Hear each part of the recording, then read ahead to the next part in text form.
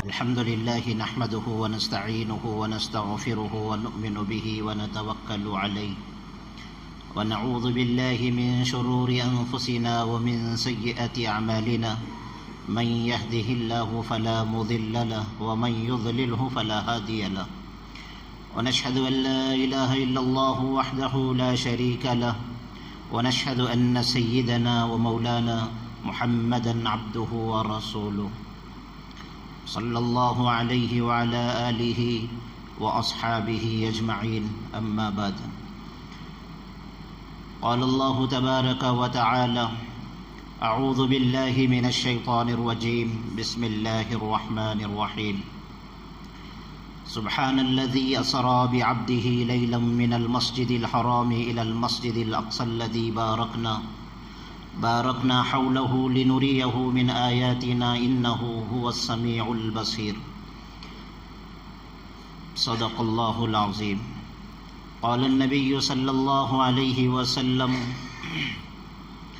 قرة عيني في الصلاة وقال النبي صلى الله عليه وسلم بين الرجل والكفر ترك الصلاة وقال النبي صلى الله عليه وسلم لا سهم في الإسلام لمن لا صلاة له أو كما قال النبي صلی اللہ علیہ وسلم۔ معزز سامعین کرام، بزرگوں، دوستوں، عزیز ساتھیوں، اللہ رب العزت ہمارے اس مبارک موقع پر جمع ہونے اور نبی پاک صلی اللہ علیہ وسلم کا ذکر خیر شب معراج کی نسبت سے سننے اور اس کے پیغام کو سمجھنے اور معراج کے جو واقعات، اسرار و رموز ہیں، اس کے جو سبق ہیں، اس کو اپنی زندگی میں لے کر زندگی گزارنے والے ہم سب بن جائیں۔ اللہ پاک نے نبی پاک صلی اللہ علیہ وسلم کو وہ مقام، وہ مرتبہ عطا فرمایا جس کا شاہد قرآن پاک ہے۔ وَرَفَعْنَا لَكَ ذِكْرَكَ، اے نبی، ہم نے آپ کے مقام کو، آپ کے نام کو، آپ کے ذکر کو بہت اونچا کیا ہے۔ جب اللہ خود فرما رہے ہیں کہ آپ کا مقام کتنا بڑا ہے، تو ہماری عقلیں اس مقام تک پہنچ نہیں سکتی جو مقام اللہ نے نبی پاک صلی اللہ علیہ وسلم کو عطا فرمایا ہے۔ اللہ رب العزت نے نبی پاک صلی اللہ علیہ وسلم کو جن مقامات پر فیض فرمایا، اس سے پہلے طرح طرح کی آزمائشیں، تکالیفیں اور امتحانات نبی پاک صلی اللہ علیہ وسلم پر آئے، کیونکہ اللہ کی یہ عادت ہے کہ کسی کو اونچے مقامات عطا کرنا ہوتا ہے تو اس کو ان مراحل سے گزرنا پڑتا ہے جب جا کر وہ مقامات عطا ہوتے ہیں۔ اسی لیے قرآن پاک میں اللہ رب العزت نے ان حالات کو جو صحابہ اکرام پر ڈالے گئے تھے کہ حالات پر حالات آ رہے ہیں اور حالات کی مسلسل اللہ کی طرف سے آزمائشیں آ رہی ہیں، تو کیا کہہ رہے ہیں؟ متی نصر اللہ، اللہ کی مدد کب آئے گی؟ جھنجھوڑے جا رہے ہیں۔ پھر اس کے بعد کیا فرما رہے ہیں کہ اللہ کی مدد بالکل قریب ہے۔ تو میرے بھائیوں، بزرگوں، دوستوں، نبی پاک صلی اللہ علیہ وسلم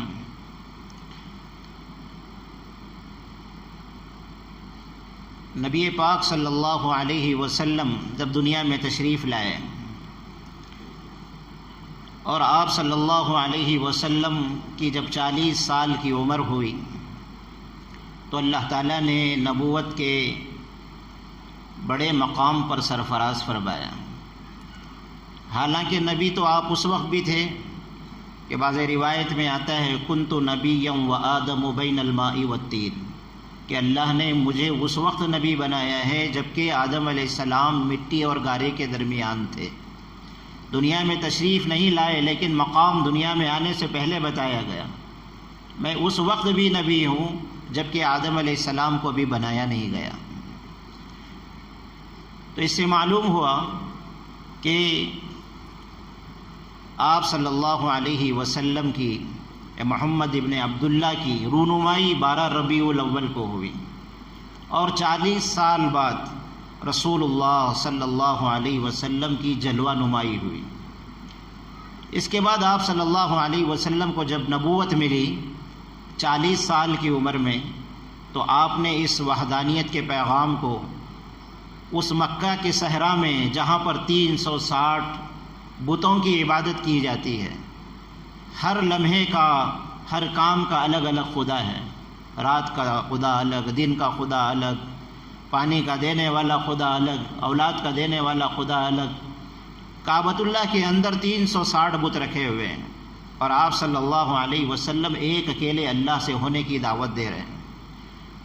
تو یہ بات جب ان کے کانوں سے ٹکرائی اور ان کی عقلوں کے خلاف، ان کے ماحول کے خلاف جب بات کانوں سے ٹکرائی، تو سارا کا سارا مکہ آپ صلی اللہ علیہ وسلم کا مخالف بن گیا، اور آپ کی 40 سالہ زندگی، جس کو مشرکین مکہ بھی جانتے ہیں کہ آپ صلی اللہ علیہ وسلم سے سچا کوئی دنیا میں نہیں ہے، آپ جیسا امانت دار کوئی نہیں ہے، آپ جیسا صادق الامین کوئی نہیں ہے، سارے فیصلے آپ سے کروائے جا رہے ہیں، تو وہ مقام عربوں کے اندر ہے، لیکن دعوت دی جا رہی تو ہر طرف سے حالات کا آنا شروع ہوا کہ آپ کو مارا جا رہا ہے، تکلیفیں دی جا رہی ہے، طرح طرح سے ستایا جا رہا ہے۔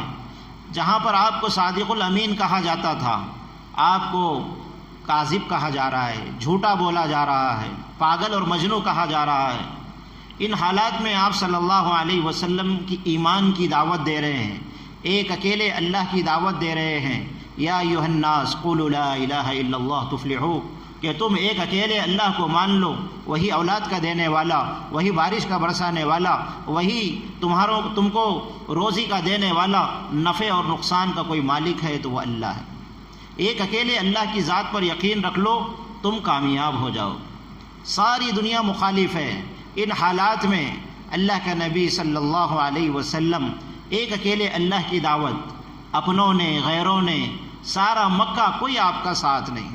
صرف حضرت خدیجہ رضی اللہ عنہا جب آپ غرد و غبار میں اور زخموں سے چور تھکے ہوئے بدن کے ساتھ گھر آتے ہیں، تو وہ مسکراتی ہوئی اماں جان خدیجہ استقبال کرتی ہے اور آپ کو دلاسا دیتی ہے، اے اللہ کے نبی آپ سچے ہیں، امانت دار ہیں، اللہ آپ کو ضائع نہیں کرے گا، جس مشن کو لے کر آپ اٹھے ہیں اللہ کی مدد آئے گی، آپ اس میں لگے رہیں۔ گھر میں تسلی مل رہی ہے، باہر حالات ہیں، باہر مصائب ہیں، پریشانیاں ہیں، سارا مکہ دشمن ہے۔ ان حالات میں آپ دین کی دعوت دے رہے ہیں۔ جب آپ صلی اللہ علیہ وسلم نے دیکھا کہ طرح طرح کی تکلیفیں ہو رہی ہیں اور ظلم و ستم کے پہاڑ ٹوٹے جا رہے ہیں، تو یہاں پر بھی انہوں نے بس نہیں کیا کہ آپ صلی اللہ علیہ وسلم پر چند لوگوں نے ایمان لے آیا تو طرح طرح کی ان کو تکلیفیں دی۔ سارا مکہ جمع ہوا اور ان کی کمیٹیاں، ان کی سرداریاں جمع ہوئی مکے کے اندر کعبۃ اللہ میں، اور انہوں نے آپ صلی اللہ علیہ وسلم اور آپ کے خاندان کا سول بائیکاٹ کیا، کہ سماجی بائیکاٹ، نہ ان سے تجارت کریں گے، نہ ان سے بات چیت کریں گے، نہ ان کو غذا دیں گے، نہ ان کو پانی دیں گے، نہ ان سے کوئی بات کرے گا، نہ ان سے کوئی معاملات کرے گا، اور ان کو مکے میں رہنے نہیں دیا جائے گا۔ غرض آپ صلی اللہ علیہ وسلم کو مکے سے باہر نکالا گیا۔ شیب ابی طالب کی وہ گھاٹی ہے جو خاردار گھاٹی ہے، وہاں پر کوئی درخت نہیں ہے، کوئی پھول پھلواری نہیں، کوئی سایہ نہیں، آسمان سایہ ہے اور زمین فرش ہے۔ اللہ کے نبی صلی اللہ علیہ وسلم اور آپ کا خاندان اس شیب ابی طالب کی گھاٹی میں ہے، اور وہاں پر مسلسل 3 سال لخ و دخ صحرا میں آپ زندگی گزار رہے ہیں، ایک اکیلے اللہ کی دعوت دینے کے نتیجے میں، کہ جب دعوت دی جاتی ہے تو اللہ کی طرف سے حالات آتے ہیں، ہر طرف سے حالات، کہ ساری دنیا بیکاٹ کی ہے، کہ دنیا میں نہیں ہے، دنیا میں رہتے ہوئے بھی دنیا سے الگ جنگل میں ہے۔ روایتوں میں آتا ہے کھانے کا کوئی سامان نہیں، کسی سے خرید نہیں سکتے، کوئی بیچ نہیں سکتا، بلکہ جو ہے راستے میں لوگ ٹھہرے ہوئے ہیں نگرانی کے لیے کہ کوئی اس گھاٹی کی طرف کوئی لے کر نہ جائے۔ پانی نہ لے کر جائے، کھانے کا انتظام کوئی نہ کرے۔ حضرت خدیجہ رضی اللہ عنہا کے کوئی رشتہ دار چوری چھپے کچھ کھانا لے جانے لگے تو مشرکین مکہ نے پکڑ کر اس کھانے کو بھی چھین لیا۔ روایت میں آتا ہے کہ وہ چھوٹے چھوٹے بچے جو دودھ پیتے ماؤں کی گودوں میں ہیں، کچھ کھانے کا سامان نہیں ہے، درختوں کے پتے چاب لیتے ہیں اور پانی پی لیتے ہیں۔ فرماتے ہیں کہ ماؤں کے سینوں سے دودھ خشک ہو گیا، بچے بل بلا کے رو رہے ہیں۔ ان حالات میں اللہ کے نبی صلی اللہ علیہ وسلم اور آپ کے صحابہ اور آپ کا خاندان دین پہ اسلام کو قبول نہ کرنے کے باوجود بھی حضرت ابو طالب بھی آپ کے ساتھ ہیں، اگرچہ وہ اس وقت بھی ایمان انہوں نے قبول کیا ہی نہیں، لیکن ہر وقت آپ صلی اللہ علیہ وسلم کے جو ہے ہمیشہ ساتھ میں رہے، ہمدردی کا اظہار کیا اور اس دعوت کے کام میں ایمان نہ لانے کے باوجود بھی ہمیشہ مددگار رہے۔ غرض آپ صلی اللہ علیہ وسلم کو وحی کے ذریعے 3 سال گزر گئے، 3 سال، یہ نبوت کا 7واں سال ہے جو آپ صلی اللہ علیہ وسلم پر یہ شعب ابی طالب کی گھاٹی میں آپ کو سماجی سویل بیکاٹ کیا گیا۔ غرض آپ صلی اللہ علیہ وسلم کو وحی کے ذریعے سے بتایا گیا، اے اللہ کے نبی، جو معاہدہ لکھا گیا تھا کہ نبی صلی اللہ علیہ وسلم جب تک اللہ کے دین کی دعوت دیں گے وہ مکے میں داخل نہیں ہوں گے، یہ عہد نامہ سارے سرداروں نے دستخط کر کے مکے کی دیوار پہ لٹکایا تھا۔ آپ صلی اللہ علیہ وسلم کو اطلاع دی گئی کہ وہ عہد نامہ جو کپڑے میں لپیٹ کر بیت اللہ کے دروازے پر، بیت اللہ کی دیوار پر لٹکایا گیا ہے، اس کے اندر کچھ نہیں بچا ہے سوائے اللہ کے نام کے۔ جب آپ صلی اللہ علیہ وسلم نے اپنے چچا کو بتایا کہ ایسا ہے کہ جو عہد نامہ لکھا گیا تھا بالکل اس کو دیمک نے چٹ کر لیا ہے، اس پر کچھ لکھا ہوا نہیں۔ غرض ابو طالب نے حضور صلی اللہ علیہ وسلم کے کہنے پر سرداروں کو بلا کر کہا کہ وہ عہد نامہ ہی ختم ہو گیا ہے جو تم نے لکھا تھا۔ سرداروں نے جا کر اس کو کھولا تو ہو بہو وہی معاملہ تھا کہ اس میں اللہ کے نام کے علاوہ کوئی چیز لکھی ہوئی نہیں۔ غرض آپس میں تنازع ہوا کہ یہ عہد نامہ ہی ختم ہو گیا تو جو ہے اب اس کا کوئی لحاظ و پاس نہیں ہوگا، اب وہ ان کے اوپر جو سماجی بائیکاٹ کیا گیا ہے وہ ختم ہوتا ہے۔ غرض آپس میں اختلاف کی وجہ سے وہ عہد نامہ ختم ہو گیا اور آپ صلی اللہ علیہ وسلم 3 سال کے بعد اس وادی سے نکل کر بیت اللہ مکے کے اندر داخل ہوئے۔ جب آپ صلی اللہ علیہ وسلم پھر دین کا کام کر رہے ہیں تو پھر ان لوگوں کو دیکھا نہیں گیا، تکلیفیں جاری ہے، اس کے باوجود ان کے دماغوں میں ایک چیز آئی، ابو طالب کے پاس آئے اور آ کر ابو جہل بھی، عتبہ بھی، بڑے بڑے سرداران جو قریش مکہ تھے مشرکین کے، حضرت ابو طالب کے پاس آ کر کہنے لگے کہ ابو طالب تمہارے بھتیجے کو سمجھاتے کیوں نہیں اور اس دین کی دعوت کے دینے سے تم باز کیوں ان کو نہیں لاتے؟ 3 شرائط ابو طالب کے سامنے رکھی کہ تم اپنے بھتیجے کو سمجھاؤ، ہم یہ 3 شرطیں لے کر آئے ہیں، کیونکہ انسان کا دنیا کے اندر انہی چیزوں پر زندگی گزارتا ہے جو بے دین ہوتا ہے یا دنیا میں جینے کا مقصد اسی کو سمجھتا ہے۔ تو انہوں نے ابو طالب سے یوں کہا کہ اگر تمہارا بھتیجا یہ چاہتا ہے کہ دنیا کا مالدار اور امیر ترین شخص بن جاوے تو ہم جتنا وہ مال چاہتا ہے سارا کا سارا مال مکے میں جمع کر کے ان کے حوالے کر دیں تاکہ وہ سب سے بڑے مالدار بن جائے۔ پھر دوسری شرط یہ رکھی کہ اگر وہ چاہتے ہیں کہ بادشاہ بن جائے، سرداری ان کو مل جائے، تو ہم سارے عرب کے سردار مل کر ان کو سردار بنا دیں گے، وہ ہمارے سردار ہوں گے۔ اگر وہ نکاح کرنا چاہتے ہیں تو ہم مکے کی عزت دار گھرانے کی خوبصورت لڑکیوں کو جس کی طرف وہ اشارہ کر دیں تو اس گھرانے سے اس بچے کا نکاح محمد الرسول اللہ سے کرا دیں۔ یہ 3 شرطیں لے کر آئے۔ ابو طالب نے حضور صلی اللہ علیہ وسلم کو بلوا بھیجا۔ آپ صلی اللہ علیہ وسلم جب داخل ہوئے تو دیکھا کہ سرداران مکہ بیٹھے ہیں ابو طالب کے پاس، تو چچا نے قریب بلا کر یوں کہا کہ بیٹے یہ لوگ یہ 3 شرائط لے کر آئے ہیں کہ مال چاہتے ہو تو بے حساب مال دیں گے، سرداری چاہتے ہو تو تمہیں سرداری دیں گے، اور اگر تم چاہتے ہو کہ حسین ترین لڑکی سے تمہارا نکاح ہو جاوے تو اس کا بھی انتظام کر دیں گے۔ تو حضور صلی اللہ علیہ وسلم نے وہ تاریخی جواب، نبوت والا جواب آپ نے فرمایا، یوں فرمایا چچا جان یہ وہ دینے کو تیار ہیں جو ان کے اختیار میں ہیں، اگر وہ چیز بھی لا کر میرے ہاتھ میں دے دیں، میرے ایک ہاتھ میں چاند دے دیں، دوسرے میں سورج دے دیں، تب بھی میں اللہ کی اصلاحی ہوئی دین کی محنت سے دور جانے والا نہیں۔ میں دنیا میں آنے کا مقصد یہی ہے کہ اللہ کا تعارف لوگوں سے کراؤں۔ غرض آپ صلی اللہ علیہ وسلم اس محنت میں لگے رہے اور مشرکین کی طرف سے آپ صلی اللہ علیہ وسلم پر ظلم و ستم آتے رہے۔ جب آپ صلی اللہ علیہ وسلم جو ہے نبوت کا 9واں سال ہے، یہ غم کا سال آپ صلی اللہ علیہ وسلم کے لیے ثابت ہوا کہ آپ کے وہ چچا جو باہر ہر طرح کی تکلیفوں میں آپ کے مددگار ہوتے تھے اور آڑے آتے تھے، تکلیفوں کے ہونے سے بچاتے تھے، وہ چچا جو ایمان نہ لانے کے باوجود بھی حضور کے غمخوار تھے، ہمدرد تھے، انتقال ہو گیا۔ یہ سہارا ٹوٹ گیا جو باہر آپ صلی اللہ علیہ وسلم کا سہارا تھا۔ اور اسی سال آپ کی چہیتی اور ہم سب کی ماں خدیجۃ الکبریٰ رضی اللہ عنہا کا انتقال بھی، جو گھر کے اندر تسلی کا سامان دیتی تھی، زخموں پہ مرہم لگانے والی، دلاسا دینے والی، ہمت بڑھانے والی، اس عظیم ترین جو ہے ماں کا انتقال ہو گیا۔ آپ صلی اللہ علیہ وسلم رونے لگے، فرمایا کہ یہ سال میرے لیے عام الحزن ہے، غم کا سال ہے۔ یہ سہارے ختم ہو گئے ہیں، کہ حالات پہ حالات ہیں اور وہ سہارے ختم ہو رہے ہیں۔ باہر کا سہارا ختم، گھر کا بھی سہارا ختم۔ اب کھلے مہار مشرکین مکہ کو اور زیادہ موقع مل گیا کہ اب کوئی تسلی دینے والا بھی نہیں، ظلم کرنے پر کوئی بچانے والا بھی نہیں۔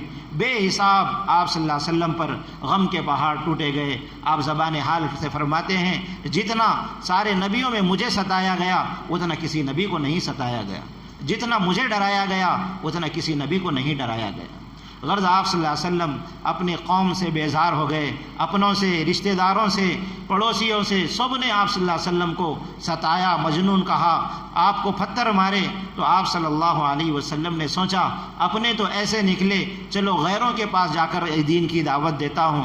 غرض آپ صلی اللہ علیہ وسلم نے ایک اونٹ لیا اور اس پر سفر کر کے طائف کا سفر کیا، اور وہاں پر ایک بستی جو آپ صلی اللہ علیہ وسلم نے اس کا علم ہوا کہ وہاں پر ایک بہت بڑی بستی ہے، اگر میں وہاں پر جا کر اللہ کی وحدانیت کو بتاؤں گا تو وہ لوگ اللہ کے ماننے والے بن جائیں گے، اس طریقے سے دنیا کے اندر اس زمین کے اوپر اللہ کا نام لینے والے آباد ہو جائیں گے۔ تو آپ نے طویل سفر کر کے، قریب 100 کلومیٹر کا سفر ہے، آپ سفر کر کے طائف پہنچے، وہاں پر دین کی دعوت دی۔ 3 بھائی تھے، وہ تینوں کی سرداریاں، ان کے قبیلے الگ الگ تھے، ان کے پاس جا کر دین کی دعوت دے رہے ہیں۔ ایک بھائی کے پاس گئے تو اس نے مذاق اڑایا، او ہو اللہ نے تمہیں کو نبی بنایا، تمہارے علاوہ کوئی نہیں ملا۔ دوسرے نے یہ کہا کہ میں تجھ سے بات کرنا نہیں چاہتا، اگر تو نبی ہے تو جو ہے بات کرنا بے ادبی ہے، اگر آپ نبی نہیں ہیں تو میں جھوٹے سے بات کرنا نہیں چاہتا۔ غرض تینوں بھائیوں نے حضور صلی اللہ علیہ وسلم کی بات کے سننے کا انکار کر دیا، اور جو ہے جب آپ صلی اللہ علیہ وسلم ان سے نا امید ہو کر پلٹ کر جانے لگے تو ان لوگوں نے، ان سرداروں نے اسی پر بس نہیں کیا کہ آپ کو ذلیل کیا، آپ کے ساتھ بات نہیں کی، آپ کو برا بھلا کیا، بلکہ اوباش شریر لڑکوں کو آپ صلی اللہ علیہ وسلم کے پیچھے لگایا کہ آپ کو پتھر ماریں، گالیاں دے، تالیاں پیٹیں۔ تقریباً 1.5 میل تک آپ صلی اللہ علیہ وسلم کا پیچھا کیا اور پیچھے سے پتھر مار رہے ہیں، آگے سے نبی صلی اللہ علیہ وسلم دوڑ رہے ہیں۔ کبھی آپ کو پتھر سینے پہ لگتا ہے، کبھی سر پہ لگتا ہے، کبھی پیٹھ پہ لگتا ہے، کبھی پیروں پہ لگتا ہے، سارا جسم لہو لہان ہے اور خون بہہ بہہ کر جوتوں میں جا رہا ہے۔ روایت میں آتا ہے آپ کے دونوں جوتے خون کے رسنے کی وجہ سے بھر چکے تھے اور خون اوپر سے نکلنے لگا، تو آپ اس خون کو جوتے سے پہنچ کر اپنے جسم پہ مل رہے ہیں اور جوتے کے اندر ڈال رہے ہیں۔ پوچھا آپ ایسا عمل کیوں کر رہے ہیں؟ تو اللہ کے نبی فرماتے ہیں اگر میرا خون کا ایک قطرہ زمین پہ گر جائے گا تو اللہ کا عذاب یہاں پر آئے گا، اور میں نہیں چاہتا کہ میرے خون کے گرنے پر اللہ رب العزت میری امت کو ہلاک کر دیں۔ آپ تھوڑی دیر آگے چلے، جب ان سے اطمینان ہوا کہ اب کوئی پتھر مارنے والا نہیں ہے تو آپ وہاں پر تھوڑی دیر کے لیے بیٹھ گئے اور اطمینان کی سانس لی اور اللہ سے دعا کر رہے ہیں، اپنے دکھڑے اللہ کو بیان کر رہے ہیں اور اللہ کو یوں کہہ رہے ہیں اے اللہ تو مجھ سے ناراض ہے، معلوم ہوتا ہے تو مجھ سے ناراض ہے، اسی لیے مجھ پر یہ حالات آئے ہوئے ہیں۔ اے اللہ تجھ کو راضی کرنا میرا یہ کام ہے، جب تک تو راضی نہ ہو جاوے میرا کچھ کام بننے والا نہیں۔ میں تیرے اس روشن چہرے کے طفیل میں تجھ سے مانگتا ہوں جس سے ساری گمراہیاں، سارے اندھیرے روشن ہو جاتے ہیں۔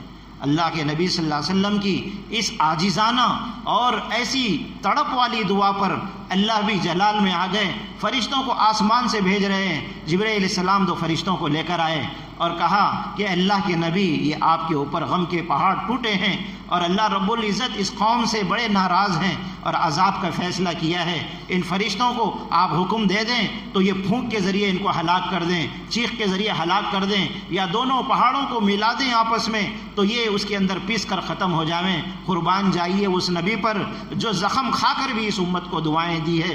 اللہ کے نبی کہنے لگے اللہم اہدی قومی انہم لا یعلمون، اے اللہ میری قوم کو جو ہے ہدایت دے، میری قوم کو ہدایت دے، یہ قوم میرے مقام اور مرتبے کو نہیں سمجھتی، نبوت کو نہیں سمجھتی، میرے مقام اور مرتبے کو نہیں سمجھتی، میں میری امت کے لیے عذاب کی بد دعا نہیں کرتا، میری امت کے لیے میں ہدایت کی دعا کرتا ہوں۔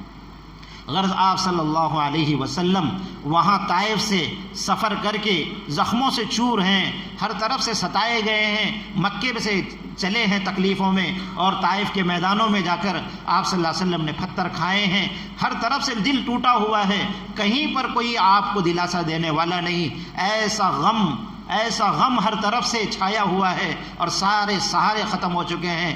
اللہ کے نبی صلی اللہ علیہ وسلم طائف سے سفر کر کے ام ہانی کے مکان پہ پہنچے، اور وہاں پر زخموں سے چور ہیں، جسم پھٹا ہوا ہے، کپڑے پھٹے ہوئے ہیں، اور جسم پر زخموں کے نشان ہیں، خون رس رہا ہے، اسی حالت میں جا کر بستر پہ لیٹے ہیں اور دل میں دعا کر رہے ہیں اللہ سے، اور آنکھوں سے آنسو بہ رہے ہیں، کوئی نزدیک نہیں ہے، تنہا ہیں، اور یوں کہہ رہے ہیں کہ آج کوئی میرا دوست نہیں ہے، کوئی رفیق نہیں ہے، اور مجھے کوئی تسلی دینے والا نہیں ہے، کوئی میرے سر پہ دست شفقت رکھنے والا نہیں، کوئی میرے زخموں پہ مرہم لگانے والا نہیں، کوئی مجھ کو دلاسا دینے والا نہیں۔ اے اللہ سے اپنی تڑپ کو، اپنے غم کو سناتے سناتے آنکھ لگ گئی، جسم تھکا ہوا ہے، زخموں سے چور ہیں، آنکھ لگ گئی۔ جب آپ صلی اللہ علیہ وسلم کی آنکھ لگی تو جو ہے تھوڑی دیر کے بعد دیکھتے ہیں کہ چھت پھٹا اور اوپر سے جبرائیل علیہ السلام داخل ہو گئے، اور آپ صلی اللہ علیہ وسلم کے تلووں کو ہلا رہے ہیں اور سہلا رہے ہیں۔ اللہ کے نبی نے آنکھ کھولی تو اللہ کے نبی صلی اللہ علیہ وسلم سے جبرائیل علیہ السلام فرما رہے ہیں ان اللہ یقرؤک السلام، اے اللہ کے نبی اللہ نے آپ کو سلام بھیجا ہے۔ مقامات کیسے ملتے ہیں دیکھیے، تکالیف کے بعد اللہ کی طرف سے جب آدمی جھنجھوڑا جاتا ہے، ان مع العسر یسرا، حالات آنے پر گھبرانا نہیں، حالات کے بعد اللہ آسانیوں کو کھولتے ہیں۔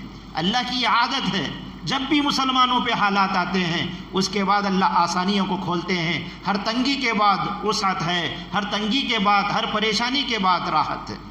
یہ اللہ نے اپنا نظام بتایا ہے، اور یہ نظام قیامت تک چلتا رہے گا، اور یہ نظام پہلے بھی چلا ہے، قیامت تک بھی چلے گا۔ تو جب بھی حالات آتے ہیں گھبرانا نہیں ہے، حالات پہ جمنا، اس کے بعد اللہ کی مددیں آتی ہے۔ اللہ کے نبی کو سلام آسمان سے آ رہا ہے، ان اللہ یقرؤک السلام، اللہ نے آپ کو آسمانوں سے سلام بھیجا ہے، ویدعوک، اور آپ کو اللہ نے اپنے پاس بلایا ہے۔ کہاں سے کہاں جا رہے ہیں؟ مکے سے نکلے، شعب ابی طالب سے نکالے گئے، اللہ کہہ رہے ہیں کہ سب نکالتے ہیں تو کوئی پرواہ نہ کریں، میں اپنے پاس بلاتا ہوں۔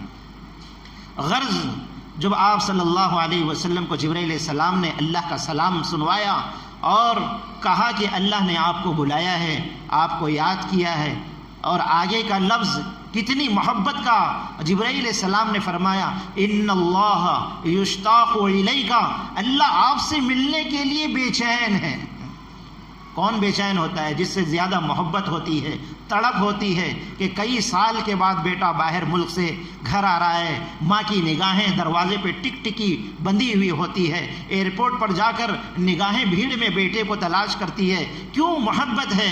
اللہ بھی یہ محبت کا انداز جبرائیل علیہ السلام کے ذریعے سے بھجا رہے ہیں، ان اللہ یشتاق الیک، اللہ آپ سے ملنے کے لیے بے چین ہے، اللہ تڑپ رہے ہیں، اور اللہ کی چاہت بڑھ رہی ہے کہ آپ جلدی سے اوپر آ جائیں۔ غرض یہاں سے معراج کا سفر شروع ہوتا ہے۔ ان حالات کے بعد اللہ رب العزت نے جو ہے مختلف روایتیں ہیں، نبوت کے 9ویں سال، اور بعض روایتوں میں آتا ہے نبوت کے 5ویں سال، یہ معراج کا سفر ہوا۔ آپ صلی اللہ علیہ وسلم کو جو ہے 15ویں پارے کے اندر جن آیات میں ذکر کیا سبحان الذی اسری بعبدہ لیلا، یہ سبحان جو لفظ ہے قرآن پاک کے اندر کوئی آیت، کوئی صورت ایسی نہیں گزری جس میں سبحان کے ساتھ لفظ شروع ہوا ہے، کیونکہ اتنا بڑا معجزہ یہ انسان کے اختیار میں نہیں ہے۔ تو اللہ فرمانے کہ وہ بے عیب ذات، ہر عیب سے پاک ذات جو آسمانوں میں اپنے بندے کو، یہاں پر اللہ اپنے رسول کا ذکر کر سکتے تھے، نبی کا ذکر کر سکتے تھے، محمد کا ذکر کر سکتے تھے، لیکن بعبدہ کے ذریعے بتایا یہ نبی پاک صلی اللہ علیہ وسلم کی شان نہیں ہے آسمانوں پہ جانا، یہ اللہ کی شان ہے اپنے بندے کو آسمانوں پر لے جانا۔ کہیں ایسا نہ ہو کہ آپ صلی اللہ علیہ وسلم کے تعلق سے امت کا غلط عقیدہ ہو جائے کہ ہمارے نبی کے اندر وہ طاقت تھی، نہیں، اللہ بتا رہے ہیں کہ پاک ہے وہ ذات جو اپنے بندے کو آسمانوں پر بیت المقدس سے جو ہے بیت الحرام سے بیت المقدس تک لے گیا۔ تو جو سفر ہے یہاں سے شروع ہوتا ہے، روایت میں آتا ہے آپ صلی اللہ علیہ وسلم کو جبرائیل علیہ السلام ان زخموں سے چور حتیم میں لے کر گئے۔ حتیم وہ جگہ ہے جو حضرات حج کو گئے جانتے ہیں، جو بیت اللہ کے علاوہ جو دیوار گول دائرہ ہے وہ اس کو حتیم کہتے ہیں، کہ جہاں پر پرنالے کا پانی گرتا ہے لوگ اس میں جاتے ہیں، وہ بھی کعبۃ اللہ کے اندر داخل ہے۔ کہ قریش مکہ کے پاس اتنا پیسہ نہیں تھا جو حلال پیسہ کہ بیت اللہ کی تعمیر اتنی بڑی کر سکیں، تو انہوں نے بیت اللہ کو چھوٹا کر کے بنایا اور اطراف سے جو ہے حتیم کی دیواریں اٹھائی ہے، وہ پیسہ نہ ہونے کی وجہ سے اس کو یوں ہی چھوڑ دیا، اور یہ ثبوت دیا کہ نیکی کے کام میں حلال استعمال ہوتا ہے، حرام استعمال نہیں ہوتا۔ مال بہت تھا لیکن حلال مال اتنا ہی تھا، تو بیت اللہ آج تک چھوڑ دیا گیا کہ جتنے مال سے، حلال مال سے بیت اللہ بنا ہے، قیامت تک کے لیے مثال دی گئی، حلال ہی کامیابی والا راستہ ہے، حرام جو ہے وہ کامیابی والا راستہ نہیں ہے۔ تو بیت اللہ کے اندر جو راستہ ہے وہ حصہ ہے جو بیت اللہ سے ہٹا ہوا ہے، جس کو حتیم کہتے ہیں۔ اما جان عائشہ رضی اللہ عنہا حضور سے کہنے لگی، اللہ کے نبی میرا دل چاہتا ہے کہ میں بھی بیت اللہ کے اندر جا کر نماز پڑھوں، تو اللہ کے نبی نے فرمایا تو حتیم میں نماز پڑھ لے۔ حتیم میں نماز پڑھنا گویا کہ بیت اللہ کے اندر نماز پڑھنا ہے، تو وہ حصہ بیت اللہ کے اندر داخل ہے۔ تو روایت میں آتا ہے جبرائیل علیہ السلام وہاں پر لے کر گئے اور آسمانوں سے سونے کا تشت لے کر آئے، اور وہاں پر نبی پاک صلی اللہ علیہ وسلم کو حتیم میں لٹایا اور اپنے ہاتھ سے سینے کو چیرا، اور چیر کر آپ صلی اللہ علیہ وسلم کا دل باہر نکالا، دل کو چیرا اور زمزم کے پانی سے دل کو دھویا، اور ایک تشت میں آسمانوں سے نور لے کر آئے، اس نور کو دل کے اندر بھرا اور اس دل کو چپکا کر سینے کے اندر بٹھا دیا اور سینے کو ملا دیا۔ یہ سب سے پہلی اوپن ہارٹ سرجری ہے جو حضور صلی اللہ علیہ وسلم کی جبرائیل علیہ السلام کے ذریعے سے اللہ نے کروائی، کہ یہ دل کا وضو کرایا گیا، جیسے ہم نماز کے لیے وضو کرتے ہیں، یہ اللہ سے دیدار کرانا تھا، تو وہ اللہ کے نبی صلی اللہ علیہ وسلم کے دل کے اندر وہ نورانیت پیدا کی گئی بھر کر کہ اللہ سے راز و نیاز کی باتیں کر سکے اور آسمان کے مناظر کا مشاہدہ کر سکے۔ غرض آپ صلی اللہ علیہ وسلم نے حتیم میں 2 رکعت نماز پڑھی، وہاں پر ایک جانور کو لایا گیا، نبی پاک صلی اللہ علیہ وسلم فرماتے ہیں کہ اس کا نام براق تھا، جو خچر سے جو ہے تھوڑا بڑا تھا اور جو ہے گدھے سے تھوڑا چھوٹا تھا، درمیانی سائز کا جانور۔ آپ صلی اللہ علیہ وسلم فرماتے ہیں اس کی حیت کا مجھے پتہ نہیں، لیکن اس کی تیز رفتاری کا یہ عالم تھا، جہاں میری نگاہ پڑتی تھی اس کا قدم پڑتا تھا۔ اتنی تیز رفتار کوئی جو ہے سواری نہیں ہو سکتی، عقل حیران ہے۔ زیادہ سے زیادہ آج کے ٹیکنالوجی اور سائنس کے زمانے میں تیز رفتار سواری زیادہ سے زیادہ چلی ہے، تو وہ ایک گھنٹے میں 6000 کلومیٹر چل سکتا ہے، اتنی۔ لیکن آپ صلی اللہ علیہ وسلم جس براق پہ سوار ہوئے ہیں وہ جہاں پر آپ کی نگاہ پڑتی تھی اس کا وہاں پر قدم پڑتا تھا۔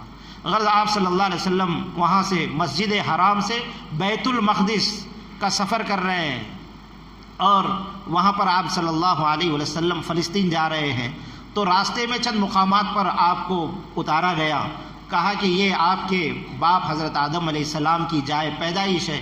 آپ نے وہاں پر 2 رکعت نماز پڑھی اور آگے چلے، وہاں پر حضرت عیسیٰ علیہ السلام کی پیدائش بیت اللحم، وہاں پر آپ نے 2 رکعت نماز پڑھی، اور وہاں سے آگے مصر میں سے آپ گزر رہے ہیں، اچانک پہاڑوں کی وادیوں میں ایک جگہ ایسی چمکتی ہوئی گویا کہ جنت کا نمونہ ہے، اور وہاں سے مشک و عنبر کی خوشبوؤں کی لپیٹیں آپ صلی اللہ علیہ وسلم کو محسوس ہو رہی ہے۔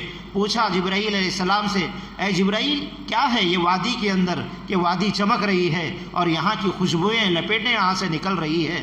تو جبرائیل علیہ السلام نے فرمایا، اللہ کے نبی فرعون کے دربار میں ایک مشاطہ تھی، اس کی بیٹیوں کو کنگھی کرتی تھی اور وہ ایمان پہ جمی رہی۔ فرعون نے تیل کی کڑائی میں اللہ کو ماننے اور موسیٰ علیہ السلام کو نبی ماننے کے نتیجے میں ان کو جو ہے اس تیل کی کڑائی میں ڈال کر بچیوں کو بھی اور اس کو بھی زندہ تلوایا اور اس کی ہڈیوں کو یہاں دفن کیا ہے۔ تو اس وحدانیت والی جو ہے خاتون اور اس کی بیٹیوں کی دفن کی یہ خوشبو ہے، اللہ نے اس وادی کو جنت کا نمونہ بنایا ہے۔ غرض آپ صلی اللہ علیہ وسلم وہاں سے بیت المقدس پہنچے اور اس براق کو جو ہے اس کے گلے میں رسی باندھ کر، اور وہاں پر جو پتھر تھا جبرائیل علیہ السلام نے اس میں سوراخ ماری اپنی انگلی سے اور اس کو وہاں پر بندھا۔ یہ براق اللہ کا بھیجا ہوا جانور ہے اور اللہ کی اطاعت کرنے والا ہے، اور وہ حضور صلی اللہ علیہ وسلم جیسا شہ سوار چھوڑ کے کہاں جانے والا ہے، لیکن ایک پیغام امت کو دیا کہ جو ہے اسباب کو اختیار کرنا، بھروسہ اللہ کی ذات پہ کرنا۔ یہ نہیں کہ لوگ کہتے ہیں کہ اللہ دینے والا ہے، اللہ، دنیا دار الاسباب ہے۔ جبرائیل علیہ السلام جو ہے دار الاسباب سے ہٹے ہوئے ہیں اور دار قدرت کے اندر رہتے ہیں، اس کے باوجود بھی پیغام دیا اسباب کو اختیار کرنے کا۔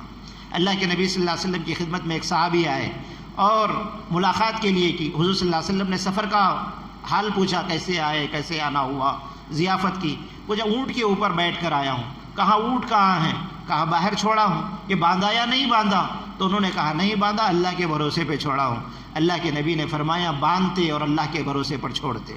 تو اللہ کے نبی نے اسباب کو اختیار کرنے کا حکم دیا، یہاں بھی ایک پیغام دیا۔ غرض آپ صلی اللہ علیہ وسلم بیت المقدس میں جمع ہوئے تو دیکھتے ہیں کہ مسجد اقصیٰ بھری ہوئی ہے، ساری کی ساری انبیاء علیہ الصلاۃ والسلام سے، حضرت آدم علیہ الصلاۃ والسلام سے لے کر حضرت عیسیٰ علیہ الصلاۃ والسلام تک جتنے انبیاء دنیا کے اندر آئے ہیں، سارے کے سارے انبیاء کو 1.25 لاکھ، بعض روایت میں آتا ہے 2 لاکھ انبیاء علیہ السلام کو اللہ نے دنیا میں بھیجا، ساروں کو اللہ نے بیت المقدس میں جمع کیا۔ حضرت علیہ السلام کہنے لگے کہ سارے مقتدی حاضر ہیں، امام کی ضرورت ہے، اے اللہ کے نبی آپ آگے بڑھیے اور یہ انبیاء کی امامت کیجئے، کیونکہ وہاں پر سارے انبیاء کو جمع کیا گیا۔ بیت المقدس کا سفر اس لیے کرایا گیا کہ وہاں پر آپ کو امام الانبیاء بنانا تھا، نبیوں کی امامت کرنا تھا۔ غرض آپ صلی اللہ علیہ وسلم نے وہاں پر 2 رکعت نماز پڑھائی، سارے انبیاء سے وہاں پر ملاقات ہوئی۔ اب وہاں سے روایت میں آتا ہے کہ یہ معراج کا واقعہ ہے، اس کو اسرا کہتے ہیں، اسرا کہتے ہیں رات کے چلنے کو، رات کے سفر کو، اور معراج جو حدیث کے اندر آیا ہے اس سفر کو معراج سیڑھی کو کہتے ہیں، بلندی پر جانے کو۔ تو یہ تو زمینی سفر تھا، اب یہاں سے آسمانی سفر ہو رہا ہے کہ بھی ہوا کے ذریعے آئے تھے لیکن یہ اونچائی کی طرف جانا ہے۔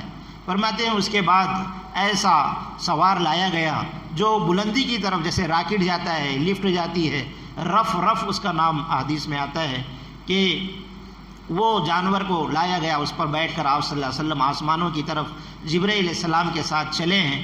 پہلے آسمان پہ، دوسرے آسمان پہ، تیسرے آسمان پہ، چوتھے، چھٹے، 7ویں آسمان پہ حضور صلی اللہ علیہ وسلم پہنچے۔ ہر آسمانوں پہ انبیاء علیہ الصلاۃ والسلام سے ملاقات ہوئی۔ پہلے آسمان پہ حضرت آدم علیہ السلام سے ملاقات ہوئی، آدم علیہ السلام نے استقبال کیا اور یوں فرمایا کہ جو ہے میرے بیٹے آ گئے، نبی آ گئے۔